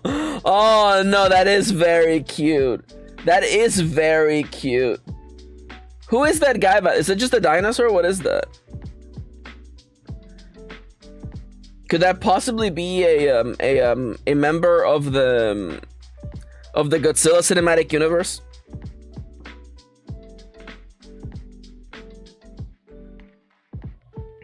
Okay, you know what, Kendra? Upon a second inspection, yes, you have every right to be throwing up. That is actually pretty cute. Kate says, I wish Tigger liked toys. He does not give a shit. That's my shitty son, Anguirus. Anguirus? I'm surely wearious of what his deal is. Alright, so you shoot from a distance, you whip at the enemy. What else do you do, buddy? You're big. You're big. Perhaps just like a throw. A really fast throw. Push, which is essentially just a throw. Let's go with that for now.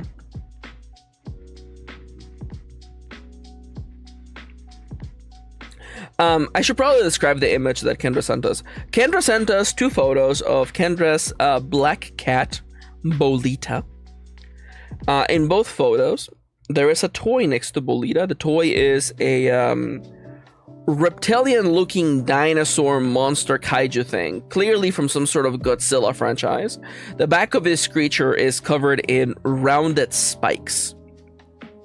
Bolita, Kendra's cat, is resting against the back of this toy as though it is a rest. Its spikes essentially exfoliating Bolita's side of their face, and it's very cute.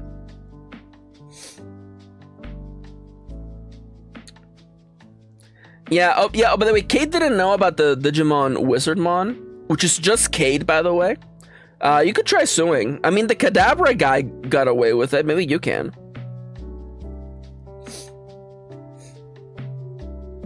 Kate says, damn, Maxi pulling out their storytelling descriptions. I can't turn it off. It's on. This is just who I am, baby. This is me.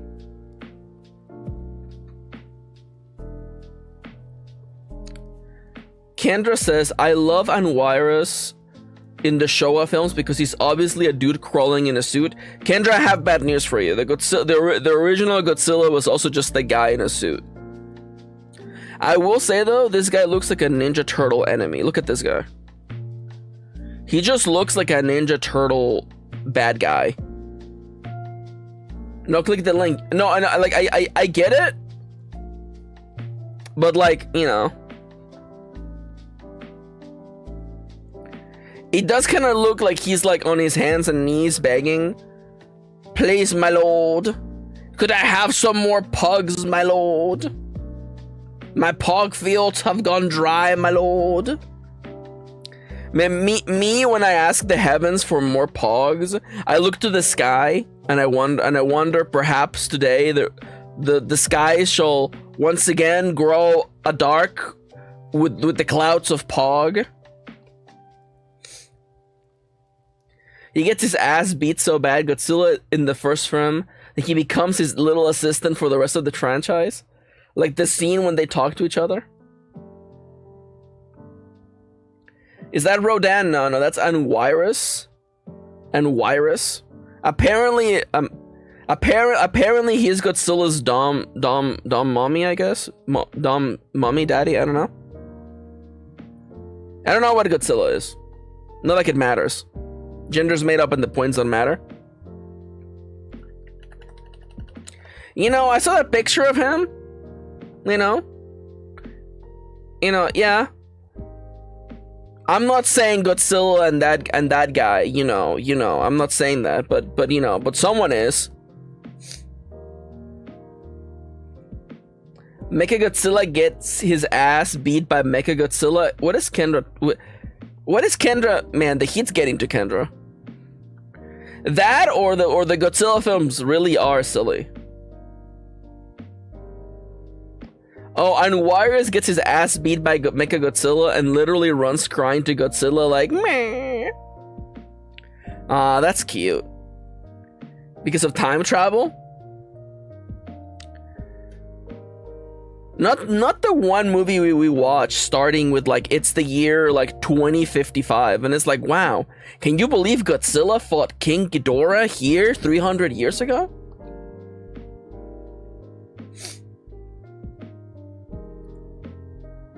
Oh hell yeah, Cade.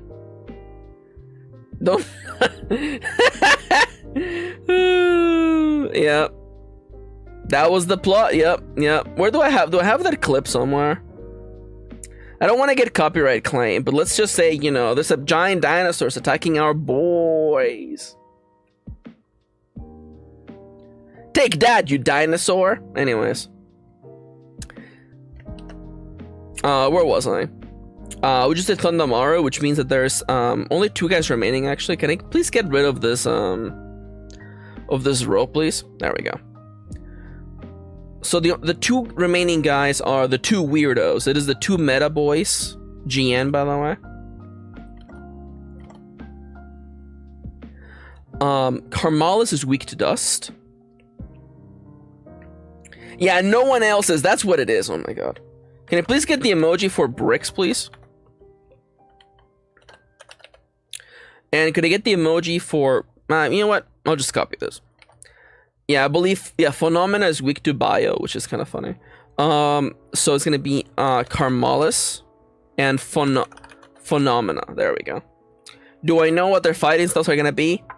No. Carmalis is pure crush. I'll probably make Phenomena be a blast user. Perhaps just like...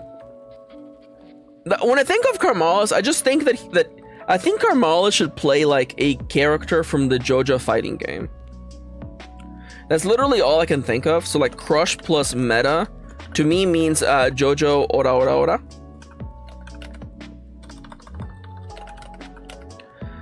So to me, it just seems perfectly fitting to me that this little guy, one day I'll remember to not press enter when I'm entering a list. This little guy Carmalis, he's gotta finish his moveset by just going like ora ora ora ora ora ora ora. This week my friends covered the Mothra movie.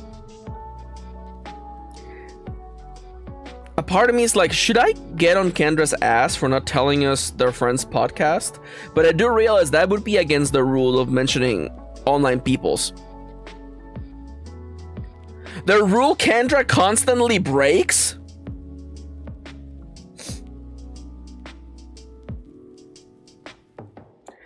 Excuse me?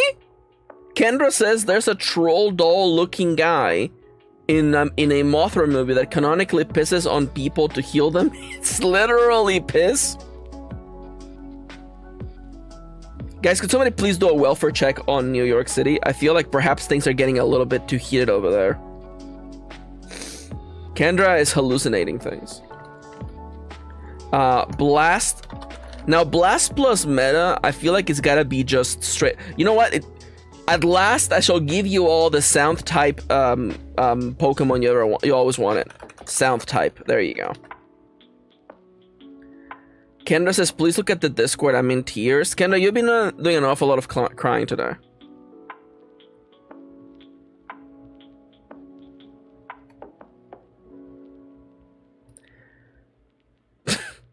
I was ready for anything.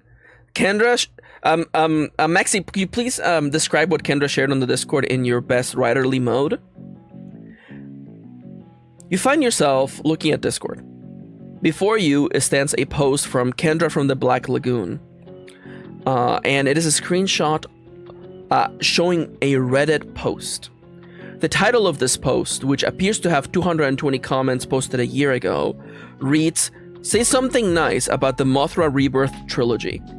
The preview of this post, shown in smaller, not colored text as the title, reads the following. "I like the scene where the gremlin monster pees on the guy's face and heals him. Upvote." Beneath this is a photo of what appears to be said gremlin monster. It, contrary to Kendra's statement, does not look like a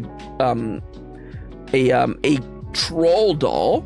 I would sooner describe it as a fur ball with an old man's face, the eyes and eye bags of which can be seen through the fur. It has big feet and a tail that rises from the back of it like a rat's tail.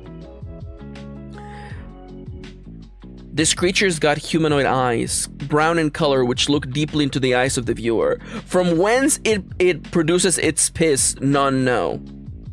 This image does not provide enough information for you to know from whence the piss comes. It is very disturbing.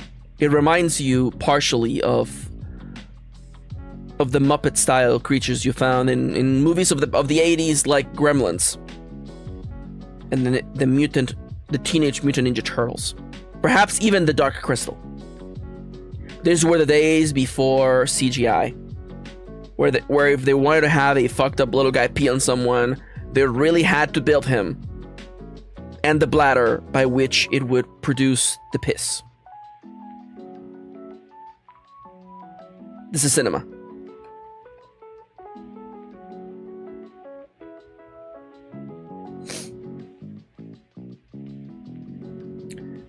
Fucking Kendra in chat. Kendra's like, I'm crying, and then Kate says, Kendra, if you took tea, then you wouldn't be crying so much. Kendra says, I can't think about tea. I need to ascend a physical form instead. What's up with... Give me a second. Does anybody else think that Kendra's line sounds strangely familiar? You know, what's up? Some people really do say shit that just kind of looks like it was said by this guy. Anybody else concerned when your friend says shit that looks like it was said by this guy? And I quote, "I can't think about tea," says Kendra. I need to ascend physical form instead. Yeah, that makes sense. Sephiroth looking ass.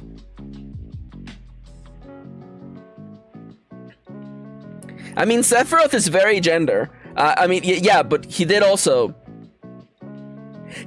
do things. He may or may not have done a lot of bad things, that's what I'm saying. Where was I? Oh, yes, I was in the middle of work.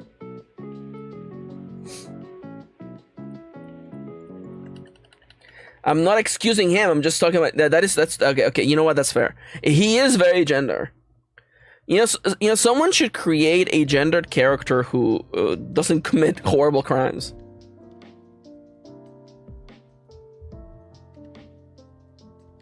You can be hot and wrong.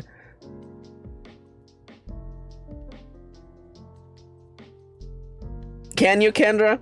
Can you be? No, I would actually argue that some people, their wrongness takes away from their hotness.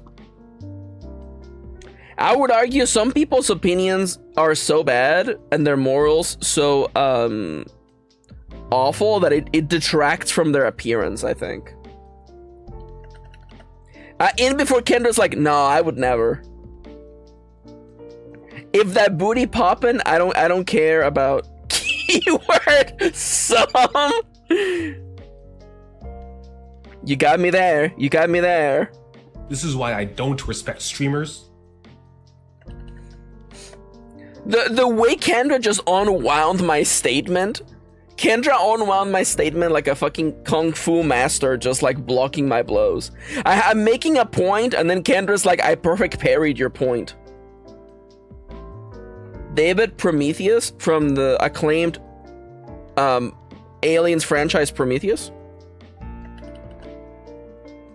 Alright, where was I? Okay, so Carmel... Well, okay, so what are some freaking JoJo moves? I punch her from a distance. I actually think...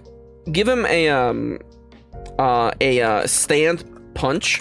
Maxi, you can't call it a stand punch. I know, I just gotta call it something, okay? Which is a shoot with no dead zone. What else? I think it needs to have a teleport. So let's make that a dive. Teleport smack. Dive plus mix-up, perhaps? Actually, it could actually be a lunge plus mix-up, actually. And what else? What else? I feel like if you're a little guy and you punch like a JoJo character, you gotta have a big old bombastic attack move. Let's give you a focus, man. No one's got a focus in this goddamn game yet. So we're gonna give you focus strike, which is a focus move. Now, I envision that Karmalis takes a stance and soaks in whatever attack comes in before firing back. That's the way that I picture it. Now, as to Phenomena, which I'm picturing as the pinnacle of a South type Zetamon. Kate says, also Maxi made a really good Discord sticker yesterday. You did? Oh, that's so good! Okay, Maxi, describe it in your writerly style. Okay. Once again, you find yourself in Discord.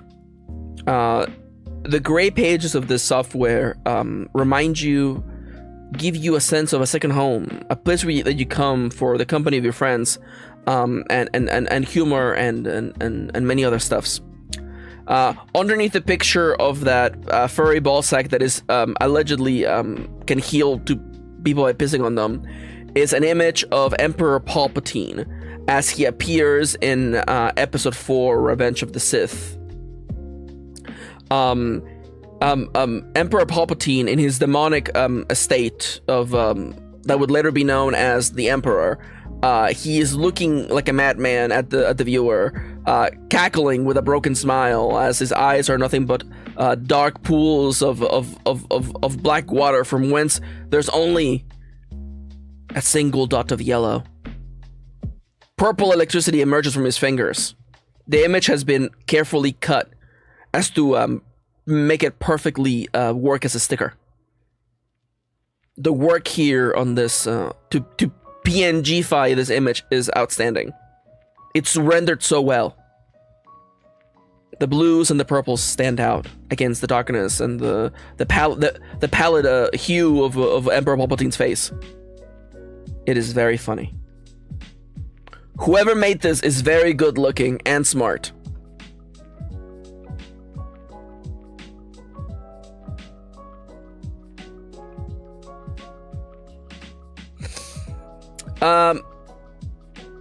That's episode 3? God damn it. I realized that all the wrinkles, I'm like, that's episode 3, isn't it? Kate says, I'm sorry, I'm a Star Wars guy now. Yeah, we're just Star Wars guys. Kendra, may I ask you why you sent an image to the Discord that is just a person holding a container of piss? What did Kendra mean by that?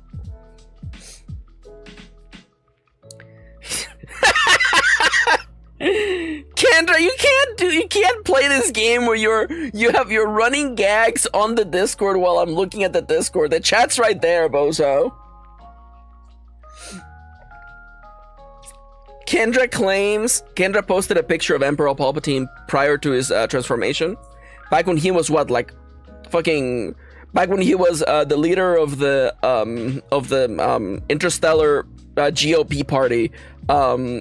And Kendra is claiming that the picture of a person holding a can of piss has healed Emperor Palpatine from his decrepit state back to a rather yellowy kind of filter, by the way, I must add. Perhaps there's a side effect to this magical piss.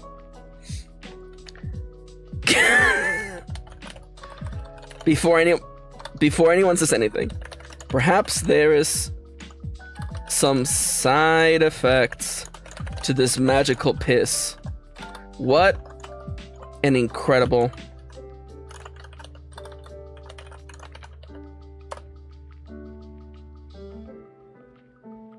He is pretty funny in the third movie, yeah. Perhaps there's some side effects to this magical piss. The things you just say because of your friends. Thanks to your friends. In spite of your best efforts. Alright. I'll have you know that I've been wanting to get back into the writing space, and I probably will maybe write something in between doing the sign sessions. But for now, one thing at a time. One thing at a time. No worries, Cade. If you gotta go, you gotta go. No problems, friend or Umbra. I love you. And have a lovely rest of your day. Kendra says, boo, do therapy on stream. No. There we go. There's Kendra breaking the rule about bringing internet people into the conversation. There we go. Classic.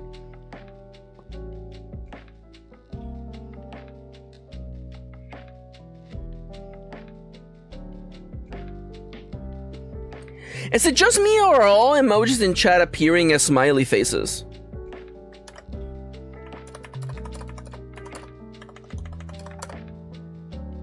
Are all emoji appearing as smiley faces in chat, or am I crazy? Let's see, does this work?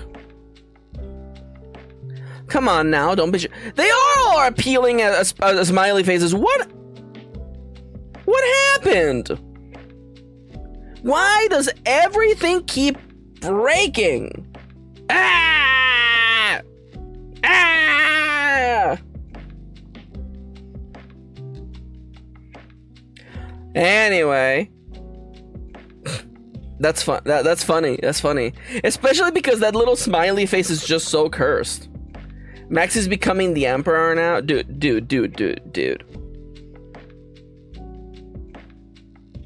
Well, don't worry. If I become the emperor, I have this container of magical piss Kendra just mailed me from New York City.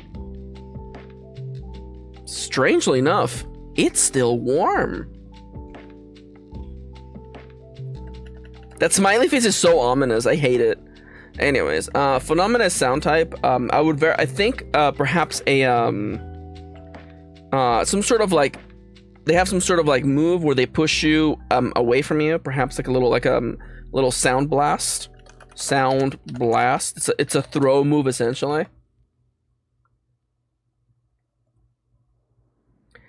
Kendra says I had something funny, but it is too foul, I fear. Kendra, you brought up healing piss. How much more foul could it possibly be? How could it be more foul than healing piss? Anyway, so Sound Blast. What move have I not done yet?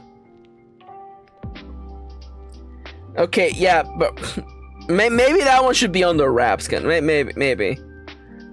Don't forget to drink water, by the way, since apparently New York is on fire right now. Perhaps you may want to drink some water, friendo. Perhaps do drink some water, friend.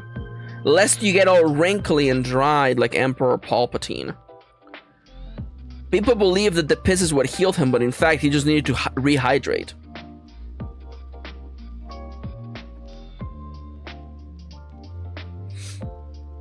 Kendra says, Maxi trying to work, and Kate and I are turning this into a stand-up special. You are most certainly not. Because then I would be on the stage like, hey, so what's the deal with Blank? That's right, Blank from Final Fantasy IX. One of my favorite characters. He is not.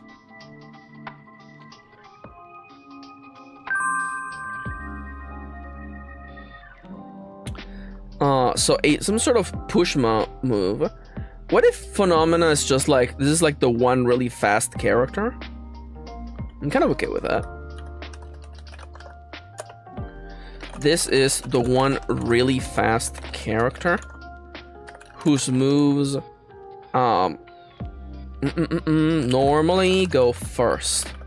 So movement will be off the utmost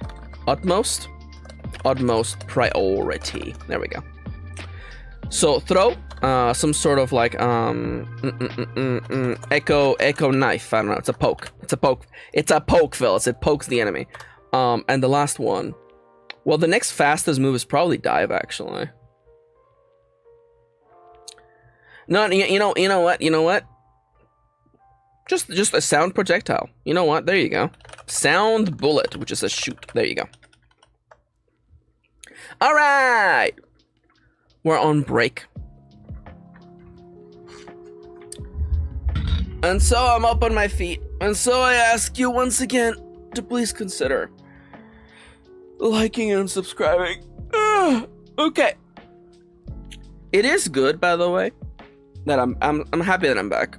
I had a bit of a very stressful week.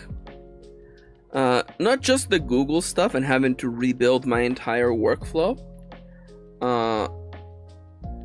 There's also just some personal stuff going on, but you know what? Here we are, getting work done. That's really all that matters. I mean, it's not all that matters because I'm also taking care of myself and my lovely wife and my children, my little babies. I'm taking care of them too. I always come back to something that Nora Roberts said. Acclaimed fiction author, primarily of romance novels, Nora Roberts said on an interview when she was asked how is that she can have a family and do everything that a person needs to do while also writing like 4 novels a year, and she said that in life you're gonna drop some balls. You're just gonna drop some things. There just isn't time to do everything. The key important talent is in recognizing which balls in your life are made of glass and which are made of plastic. There is never not gonna be too much stuff to handle. That's just part of life. So the key lesson is just in figuring out which stuff you can drop, which stuff you can say I can't do that, and which stuff you have to hold on to. That's the hardship right there. I will say, the one sacrifice that I've made that I have not regretted at all is disconnecting myself from social media. Literally every time I hang out with Plakesworth and Kitty, we have a segment where they just tell me what's been going on in the news and everything. And then they're like, holy crap, Max doesn't know about Schmotty Vishmotty. And I'm like, what happened to Schmotty Vishmotty? And then Kitty's like, oh no, Maxi, you don't know? And then I'm like, no, I don't know. And then they tell me something horrible that happened to Schmotty Vishmotty. And then I'm like, wow, I can't believe it. And then my life goes on because it really doesn't affect me at all. Just a lot of like celebrity drama, YouTuber drama that really doesn't affect me at all and I have really nothing to do with. And I'm always glad there's never been a moment in all the times that I've been given the update on what's been going on in the world, there's never been one time when I was like, holy crap, I wish I had known that a week ago. Never. It's almost as though it does not matter.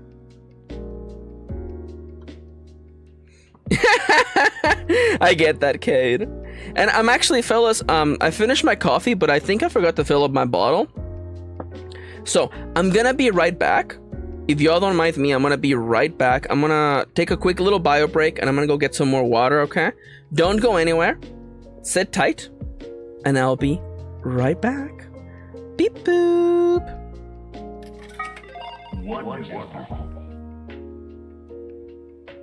Yeah, okay, now I'm actually going for reals, okay? I'll be right back. Yeah, go piss. Yeah, I'm gonna go get myself some healing piss from that furball, by the way. Be right back.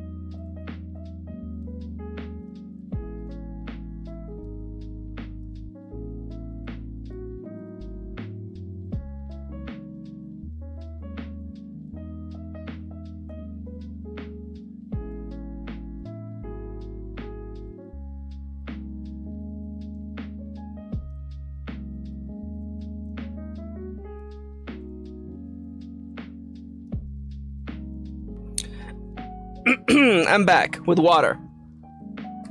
Kendra says, God, I had to use Twitter for news the other day and it is an unusable hellhole even for these days. Then why are you using it?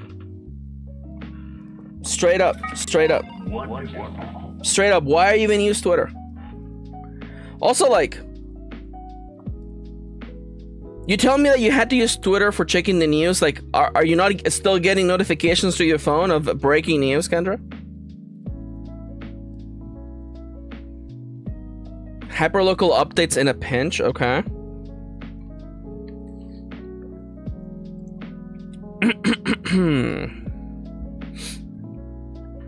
All right.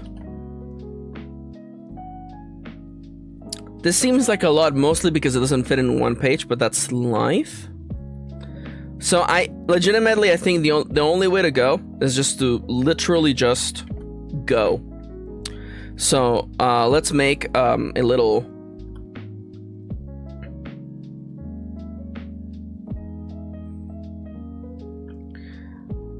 So here's the plan.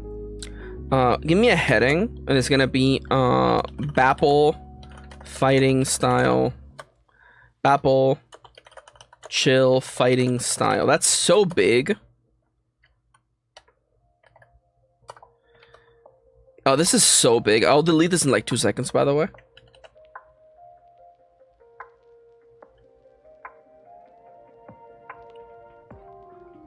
That sounds god awful.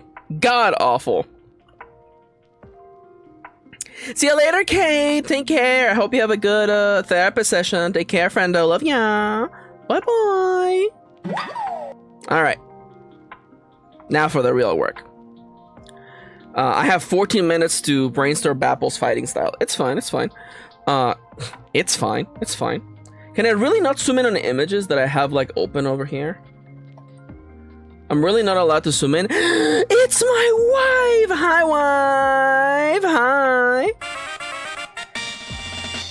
Hi, wifey! Look, I'm working on the new setup. Look, the new setup is here. Maxi, there's nothing on the upper right, Maxi. Why? It's because that's where Chad lives right now. Literally, you're right here, by the way. This is where you guys are. So I just put that there. How you doing, wifey? How's your day going? Except for all the stuff that, except for everything. It's been a time. It's been a time. So Bapple.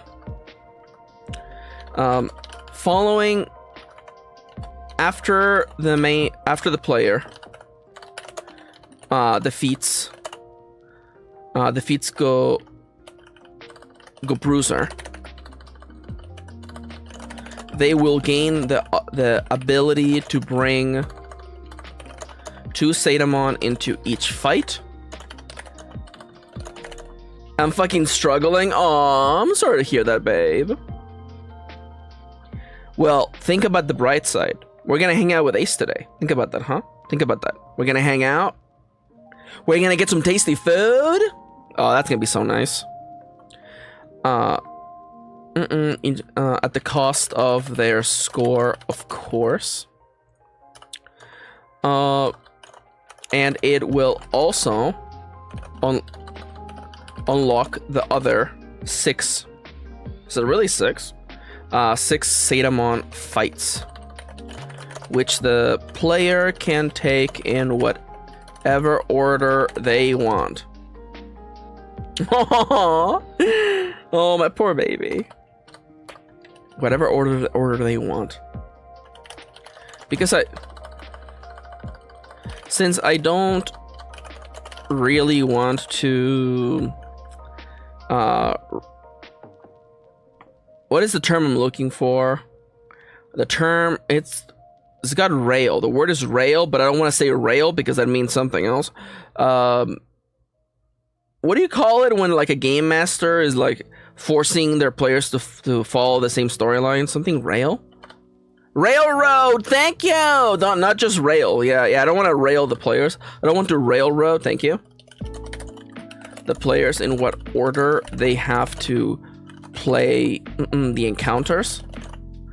So I think instead building them around a standard difficulty would be best, I think. Where do I have Reckless Thunder?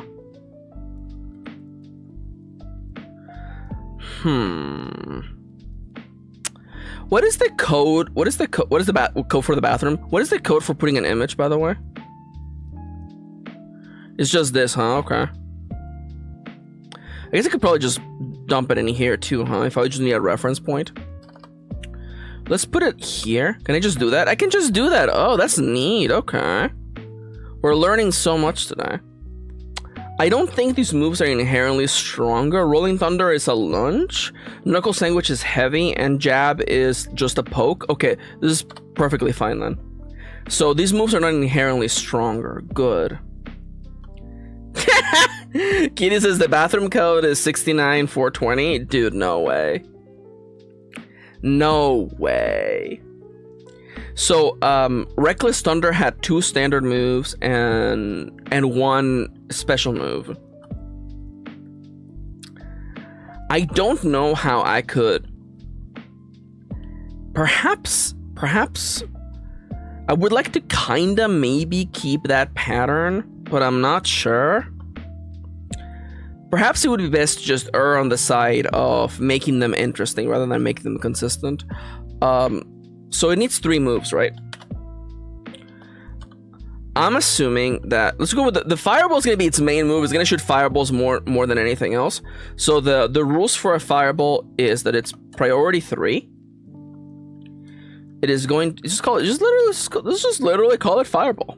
I think I called it burning ball, I think was what I called it originally. Burning ball. It is going to be, dude, what if I do like a,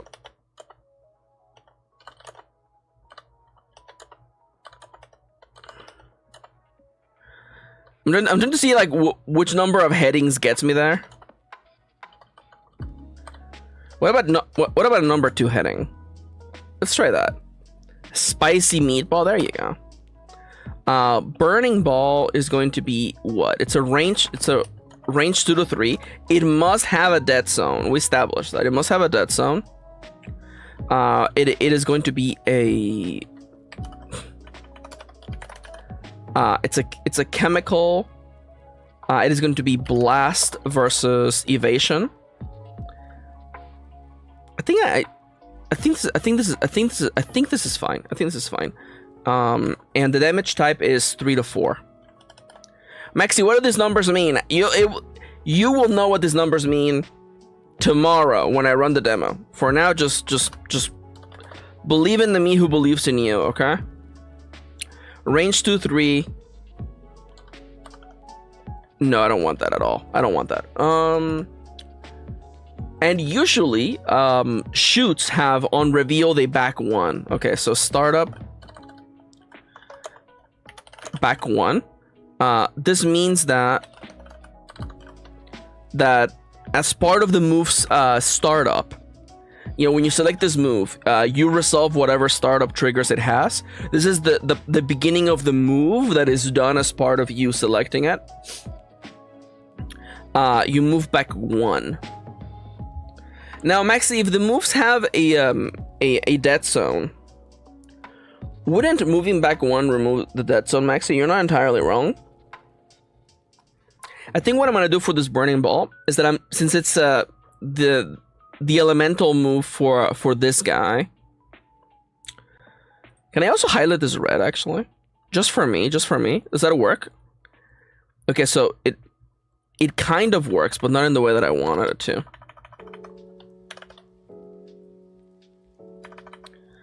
Does this work? Neither. Okay. Then we'll leave it at this then. I'm okay with just being Chem Blast. There you go. Perhaps we remove this, since this is an elemental move. Remove this and give it a different effect.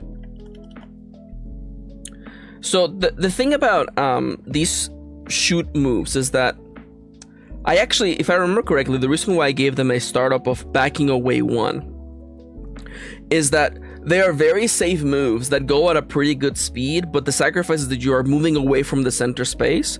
The center space gives you hype every single round. Perhaps that is the reason why I decided to do that. Then that still feels good, I think. My only issue is that it means that the dead zone is really not active. I wonder if we could change that by just making it 1 to 2 instead of 2 3. We'll see. We'll think about it. Burning Ball, 2 3, startup back 1. That's still perfectly fine. Now, I would like it to have a status effect, so let's just put an on hit. An on hit what, Maxi? Probably applying a status effect. We wrote on top here that we wanted it to be like a chance to teach about conditions. I'm perfectly okay with that.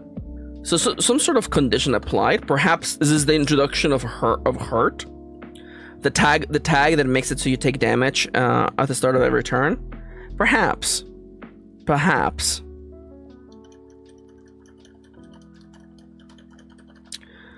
Haven't really thought about the conditions for the time being. Let me look at. Don't I have the move archetypes? There it is. Chemical moves have the features of having damage over time. They have a self-buffing effect, and they counter destruction.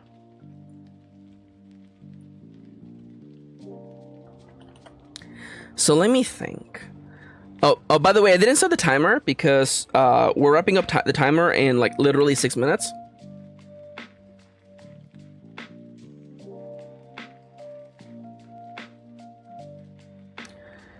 So we have to figure that out, you know what I'm saying?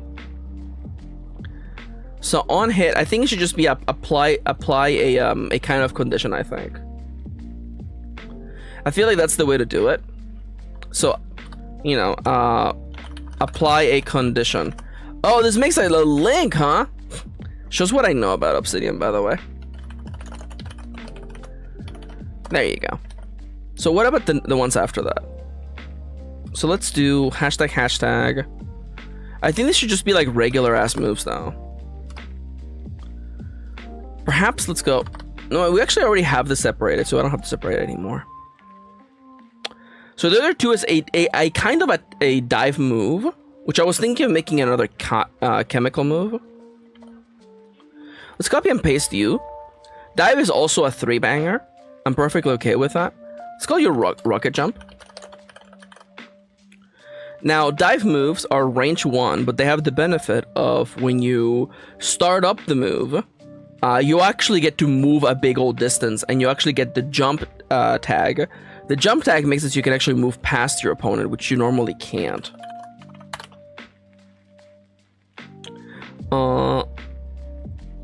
And this usually has mix-up, I believe. Yeah, so mix-up makes it so if you move past the opponent, their moves can no longer hit you.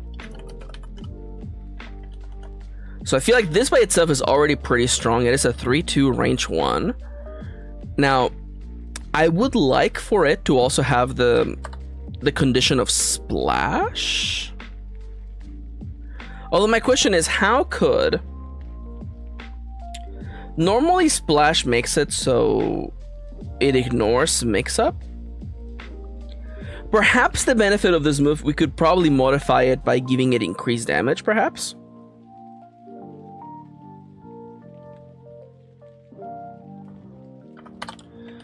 We could lower the movement that it does. Or perhaps we can remove the mix-up, actually. I'm kind of okay with that. In that, it really isn't a rocket jump more than it is an explosive landing, now that I think about it.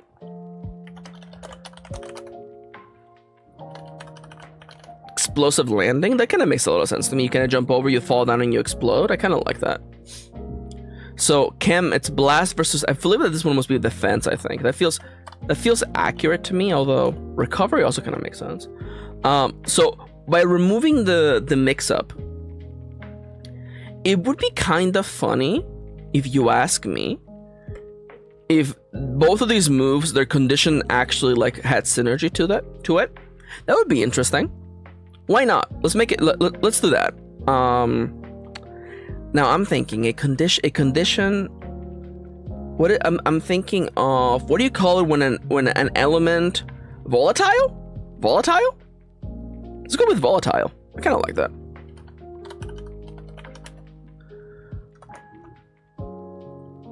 Foe gains volatile. Volatile makes it so the next if you already have volatile and you would gain it again, instead you take 2 damage. I like that. If you would gain volatile while already this is a horrible way to phrase it, by the way. If you would perhaps foe gains volatile. If you would gain volatile. If you would gain this condition while already having it, take 2 damage. 2 bonus damage. Perhaps that's one way to do it for sure, I think. That way there's a little bit of a synergy, and I very much like that. There you go. So that way there's now Bapple now has a combo essentially. It hits you with Burning Ball, then it jumps on you, and then it wraps stuff up with its third move, which is essentially just. I'm actually gonna remove the. Originally we're gonna have it do an install. I think instead it makes more sense to just do a poke or a throw. I think. Let's do a throw. Let's make him pretty fast. I think. And it's literally just throw. Just push? We could probably do push. What if we did... No, I don't want to do like the Aikido push where like you kind of like flip someone over. Did I get rid of the move Pancake Flip? I probably did. Let's make the move... Sonic Blast. Ooh, Sonic Blast.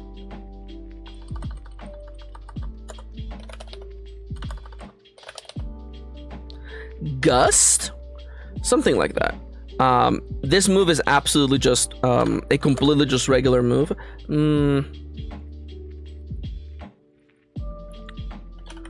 Let's go with Sonic Blast for now. I don't like it, but it'll make do. The throw move is a 3/4 range 1, and it'll be Blast versus Recovery. I'm perfectly okay with this. And these kind of moves have on hit push 1 to 2. This is a basic ass move. I kind of feel comfortable just straight up just making it 1. It's already kind of off type by being a blast move. You know what? Here's the bonus, okay? You know what? Can you please highlight me? No, you can't highlight me. Okay. The Signer Snout. This move gain +1 range in exchange of the 1 push. There you go. It's also, by the way, already 1:30, by the way. Which means it's time for me to be done here.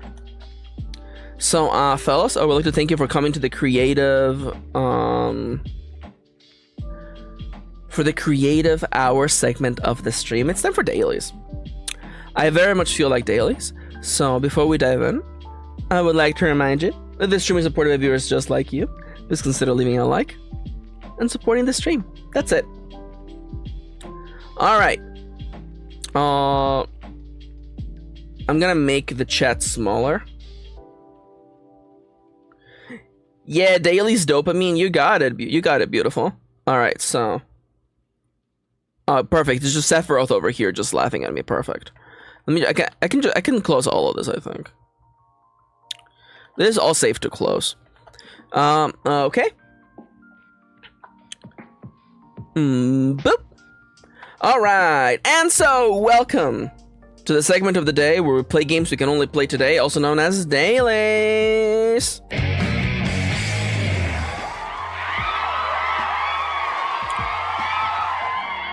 Yeah, the emojis are busted today. I don't know why. It's always something. Nonetheless, welcome to Dailies. The segment where we play games we can only play today. I really ought to make a rule about this specific thing. You know what? Let's just do it right now. Create a rule about this, please. And then create a rule about this as well. Now let's refresh the page to see has the rules. The rules are locked in. Let's go. Welcome to Quirtle, where we do 4 Wordles at once because it's the only way I can feel anything anymore. Actually, I normally like to go Rogue, Zetamon into Blimp, but we already have the keys to the kingdom. What is that? Gauze? Gauze? No. It's not sausage. So why? So... Sage? Sage? No. What is this? It is in GE for sure, or SE, I guess. It is Gauze. Guas? No. Usage. God damn it. God damn it. Bingo! Point goes to Dale today. Alright, let's scout Blimp. Now, do we have the keys to the kingdom? Not quite. 1, 2, 3, 4. And it's not BR. It's probably something R/E/B? No. Perhaps it is some one of the vowels. BR. E-break. There you go. Where else can we go from here? At 1, 2, 3, 4. If the A doesn't go up here, then it must go here or here. I'm gonna have to assume that you go here. But then you must go here. Which means what, though? What is this? Unless it is, Moraine? Neither of these are words. None of these are words, by the way. Admin? God damn it. God damn it. Dale is too good today. Bingo! 1, 2, 3. There's another no. There's not another I. It's probably a double L? Double L in 2 different locations, Maxi?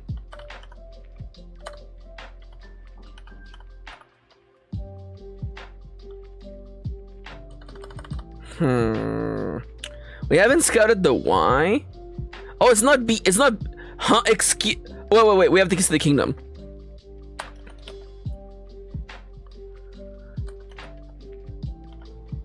Do we have the keys to the kingdom? 1, 2, 3, 4, 5. This is all the letters.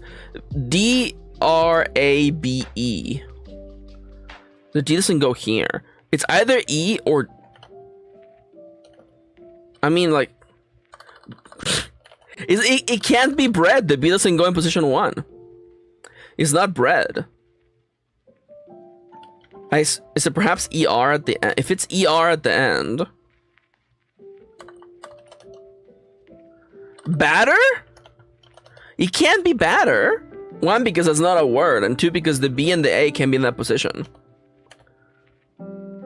The bar? It was the bar? Okay. Yeah, that makes sense. All right. Well, we're 3 for 4, by the way. D bar. Okay. Sure. Lawyers in chat. Having a bad time, really. Lawyers in chat, really. You'll pass the bar someday, son. I promise you. Huh. This one here is gonna be a little bit funky. Perhaps. No, it couldn't be IY at the end. That's so weird.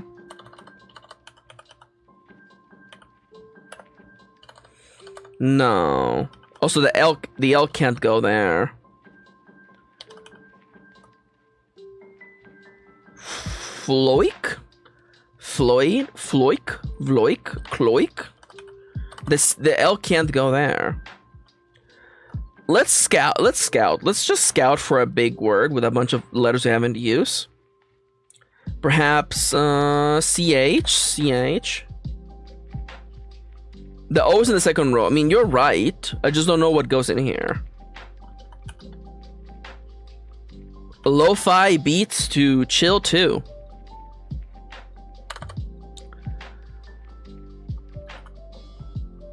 Lucid? Lowick. John Wick, when I put it on real low. Lovick. Lovick. There's something in here, but I'm super missing it. Let me scout CH. Give me chill. Okay. So we have some information now. Folio? No way. Oh my god.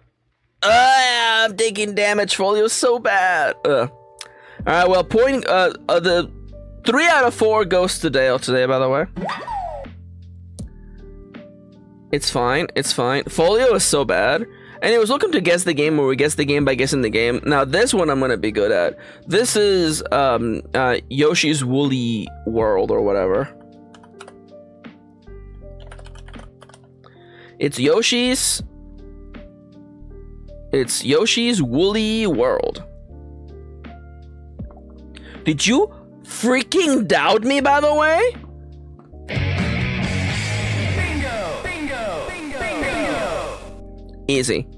Easy money.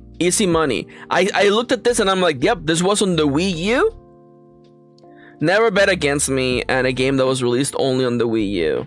Maxi, they re-released it later. No, they didn't. It wasn't the same.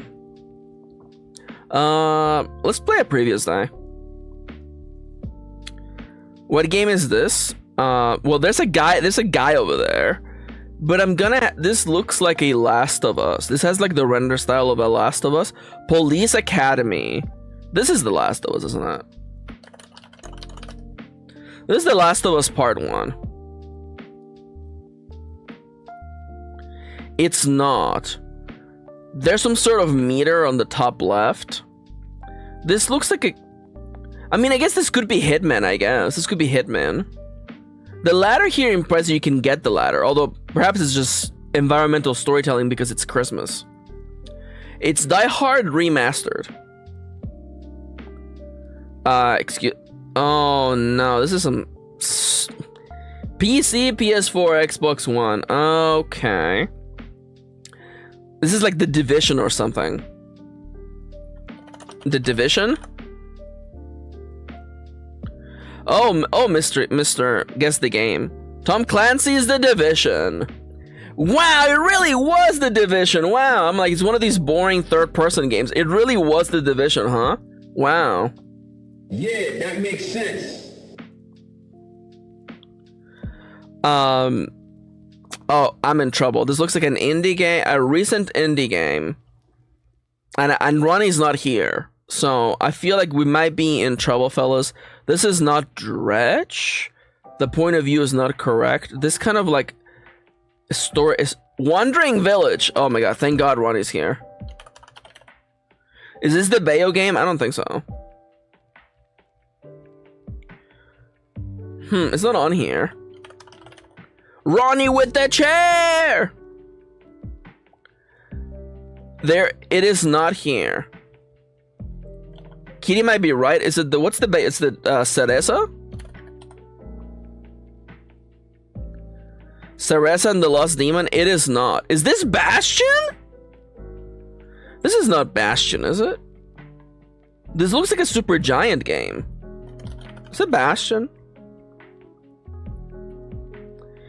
Xbox One, Xbox Series, Beacon Pines. Thank you, Ronnie. I would never guess this. I never played this game. I don't know what this is. It looks cute though. It looks very adorable. Thank you for the help, Ronnie. It's very good. Okay, so this is a world of cubes everywhere. This looks like an area where you're being taught the mechanics of the game. I'm going to guess Cyberpunk 2077. Cyberpunk 2077. It is not. Ronnie says Control. Maybe. The second screenshot.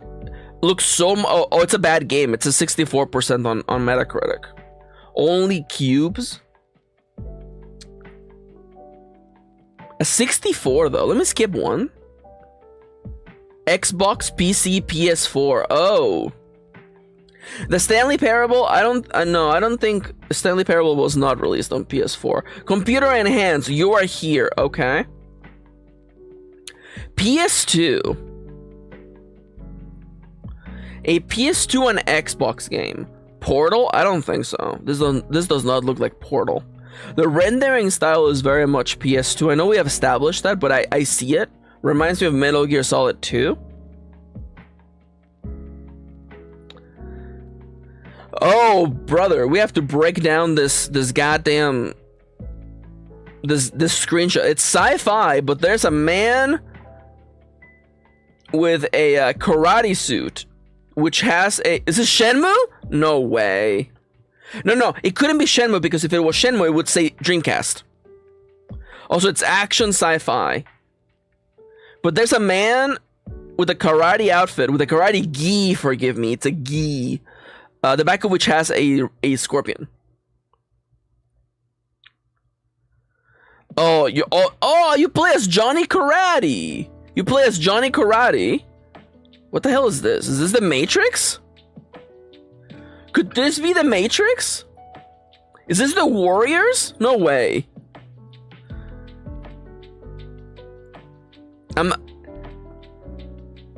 Okay, you know, I was gonna say the Matrix, Enter the Matrix, but I think it must be the Warriors, actually. And not just because Dale said it, it's because... Oh, sorry, it's the Warriors, sorry. It's because this looks bad. It is not the Warriors? Oh my god. God damn it, it is Enter the Matrix, isn't it?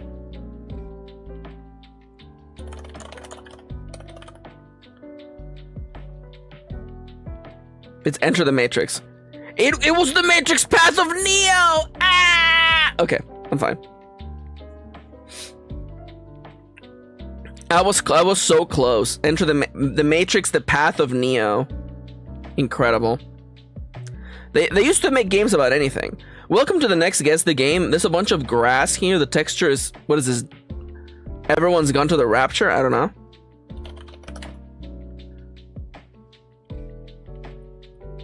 It is not. We go from here. This is a flashback. Wait, is this God of War? With a 91, this is God of War Ragnarok or whatever. It's not. PC, PS5, Xbox Series X. A game with a 91% score on Metacritic. If this is revealed to be the goddamn Oblivion remake, I'm gonna eat my whole hat.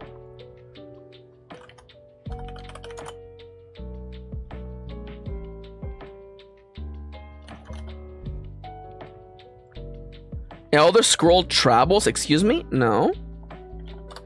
It's also, hi Juliana, hello. It's Halo? Halo is not on PS5. I think it's Claire of Skewer. Ronnie would know. It is! I should play that. If Ronnie's playing it, it must be good. No, hello as in hello. Oh, hello, hi. Hello, how you doing, Juliana? It's that game. It's that game. Let's do one more.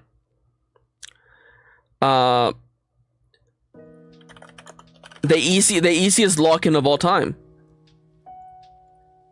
You thought I wouldn't recognize my son? You thought I wouldn't recognize my son? That's Chibi Robo right there. This is why I don't respect streamers. You think I wouldn't recognize Chibi Robo from one screenshot? You can't fool me. You can't fool me. I would recognize Chibi Robo from any lineup. Maxi, aren't you implying that Chibi Robo committed a crime? Maybe.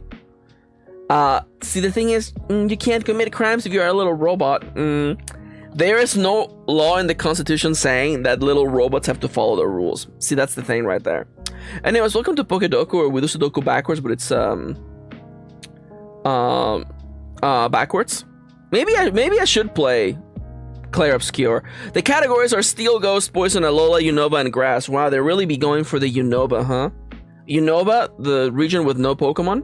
78 new Pokemon, to be exact, by the way. What are we gonna do, says Kitty? Send little robot to robot jail? Don't be silly.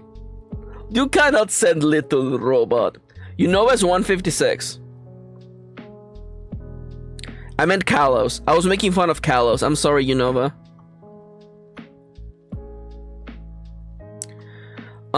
So a steel Pokemon from Alola?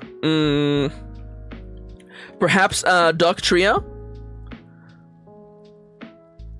A ghost from Alola? Perhaps Marowak? And a poison from Alola? Perhaps Alolan Muck?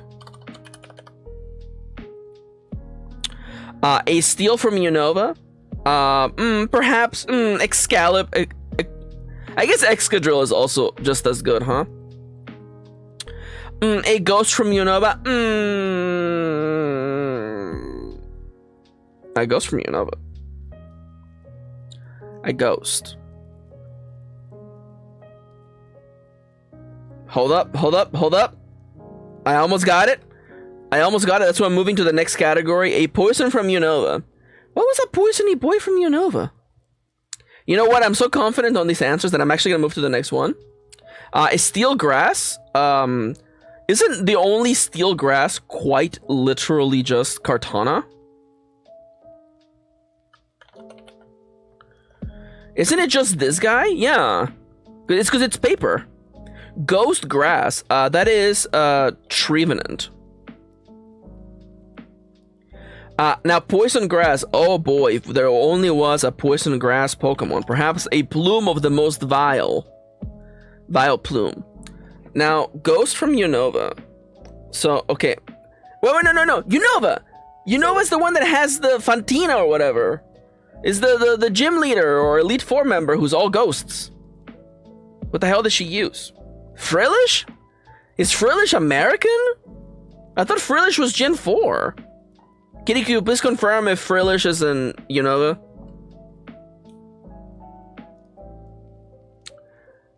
Unova was also... You know what? Perhaps I could just sneak poison... Frillish is what? Unova or Gen 4? I thought it was Gen 4.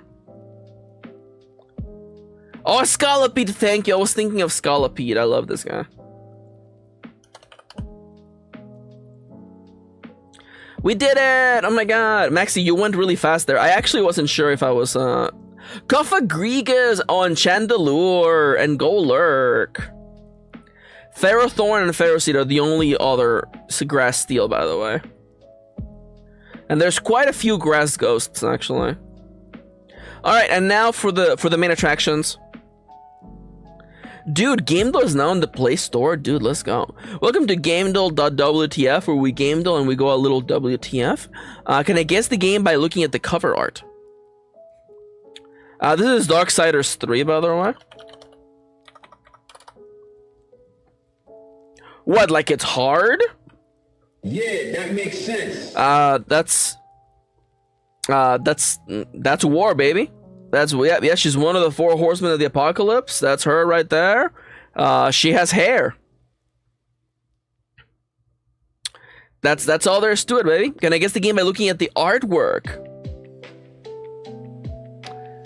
Is this Sekiro? What is... No. This is Wild Hearts or whatever.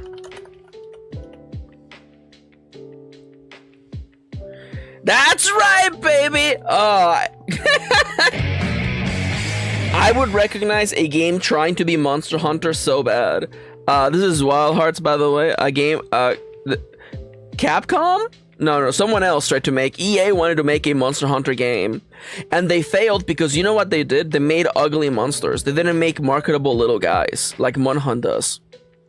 And one of the weapons is an umbrella, by the way. That's how I remembered. Anyways, can I guess the game based on the character based on the game?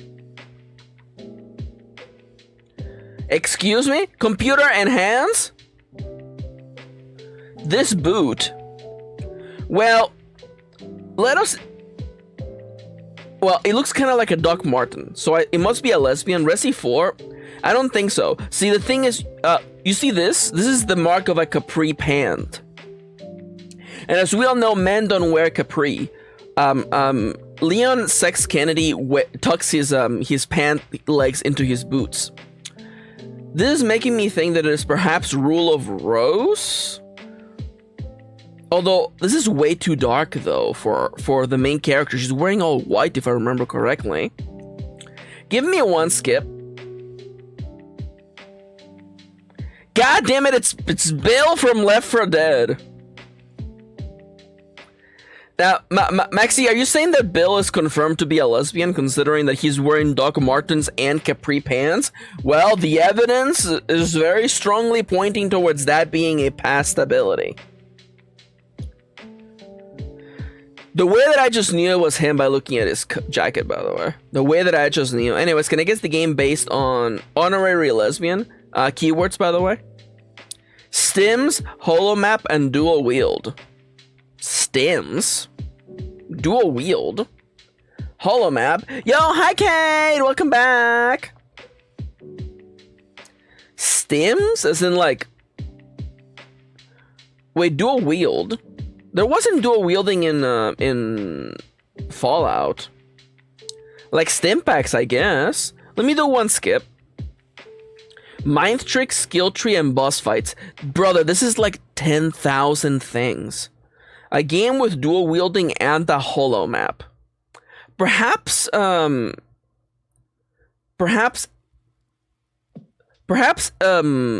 Star Wars game? The holo map tells me that it has to be science fiction. Dual wielding tells me that it's a game with equipment customization. Dead Space? I don't know if Dead Space has dual wielding. The stims would make sense.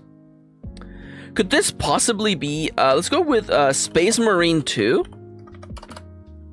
Spaceship Force Powers Parry System. Fellas, it's that new Star Wars game. Star Wars... Jedi Fallen Order. Jedi Survivor. There we go. It was the Star and the Wars. The Force awakened in my balls. Thank you, Kitty. Jedi. Yeah, it's a little trick. I like to Jedi. Kitty, by the way, congratulations. Welcome to your latest quote.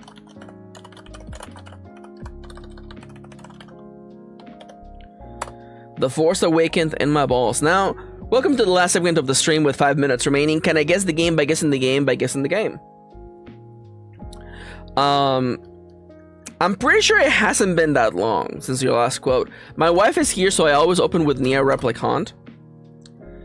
It is on the PS3. It is...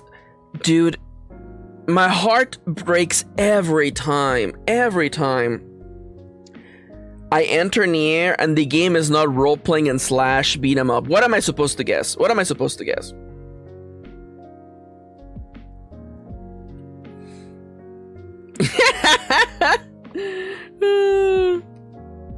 Okay, so it has a single player. It's not just single player. And it is one of these things. On the PS3, it is not for... I guess it's not... I must assume it can't be third person and first person, although I guess it could be. A science fiction, it is a fan... This is so much. Okay, Maxi, name a game on the PS3 that had more than just single player. I'm thinking of... Is Bioshock 2 like 2012 actually? Let's go with Bioshock 2. No. You know what? Mass Effect. Oh, but we know it's not Mass Effect 3 because it's not an RPG though. Give me Bioshock 2. All right, same year by the way, same face. It is a single player multiplayer game, and it's not first person. So it's a third person single player multiplayer game on the PS3. Single player multiplayer. Could it possibly be Could it possibly be Little Big Planet? Little Big Planet 2? Dale says Need for Speed Rivals. I'm sorry to break it to you, but I think it's a puzzle and or a shooter.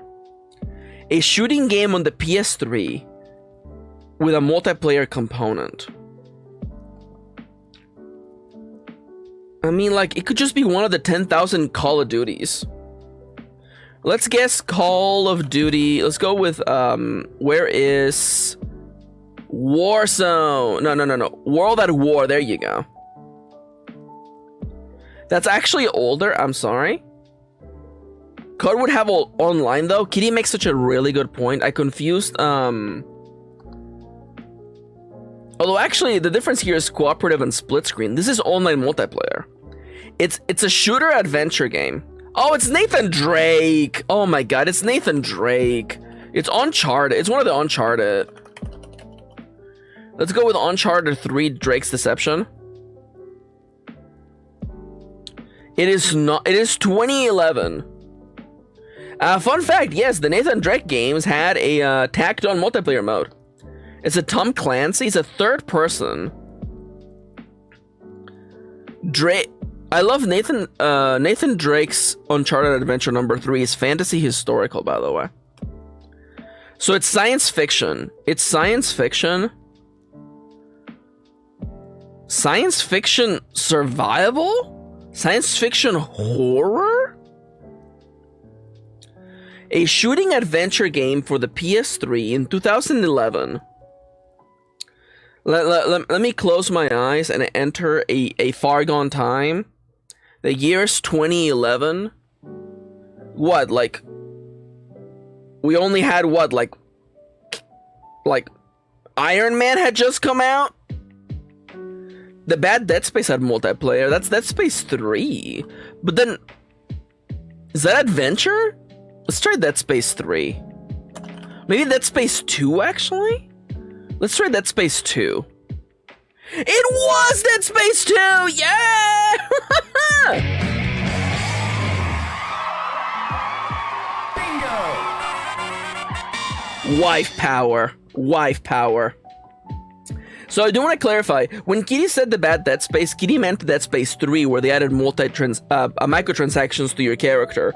You had to like buy materials to upgrade your gear. But then I remembered that I think in the timeline, that was later in the timeline, back when like, I remember that it was when people were making videos about that kind of stuff. And in 2011, there really wasn't that much stuff on YouTube yet. So I figured it had to be the one before, with tacked on multiplayer, Dead Space 2. And there we go. And it's 2 o'clock on the dot. Fellas, I want to thank you for watching. Thank you so much for joining me today. I hope you have a lovely, lovely rest of your day. I don't believe anybody I know is streaming. But please keep an eye on the Discord if anybody's sharing what they're doing. I'm happy to be back. I will be back tomorrow, literally running you through the Lucilla versus Gobrucer playtest. Please look forward to that. And with that, I want to thank you for watching. Thank you for spending a little bit of your day with me. I'm gonna go rest up a little bit and then get some more work done. Please take care. Take care of yourself and each other. And I'll see you all soon. Tomorrow. Take care. Bye-bye. Beep boop. Wonderful.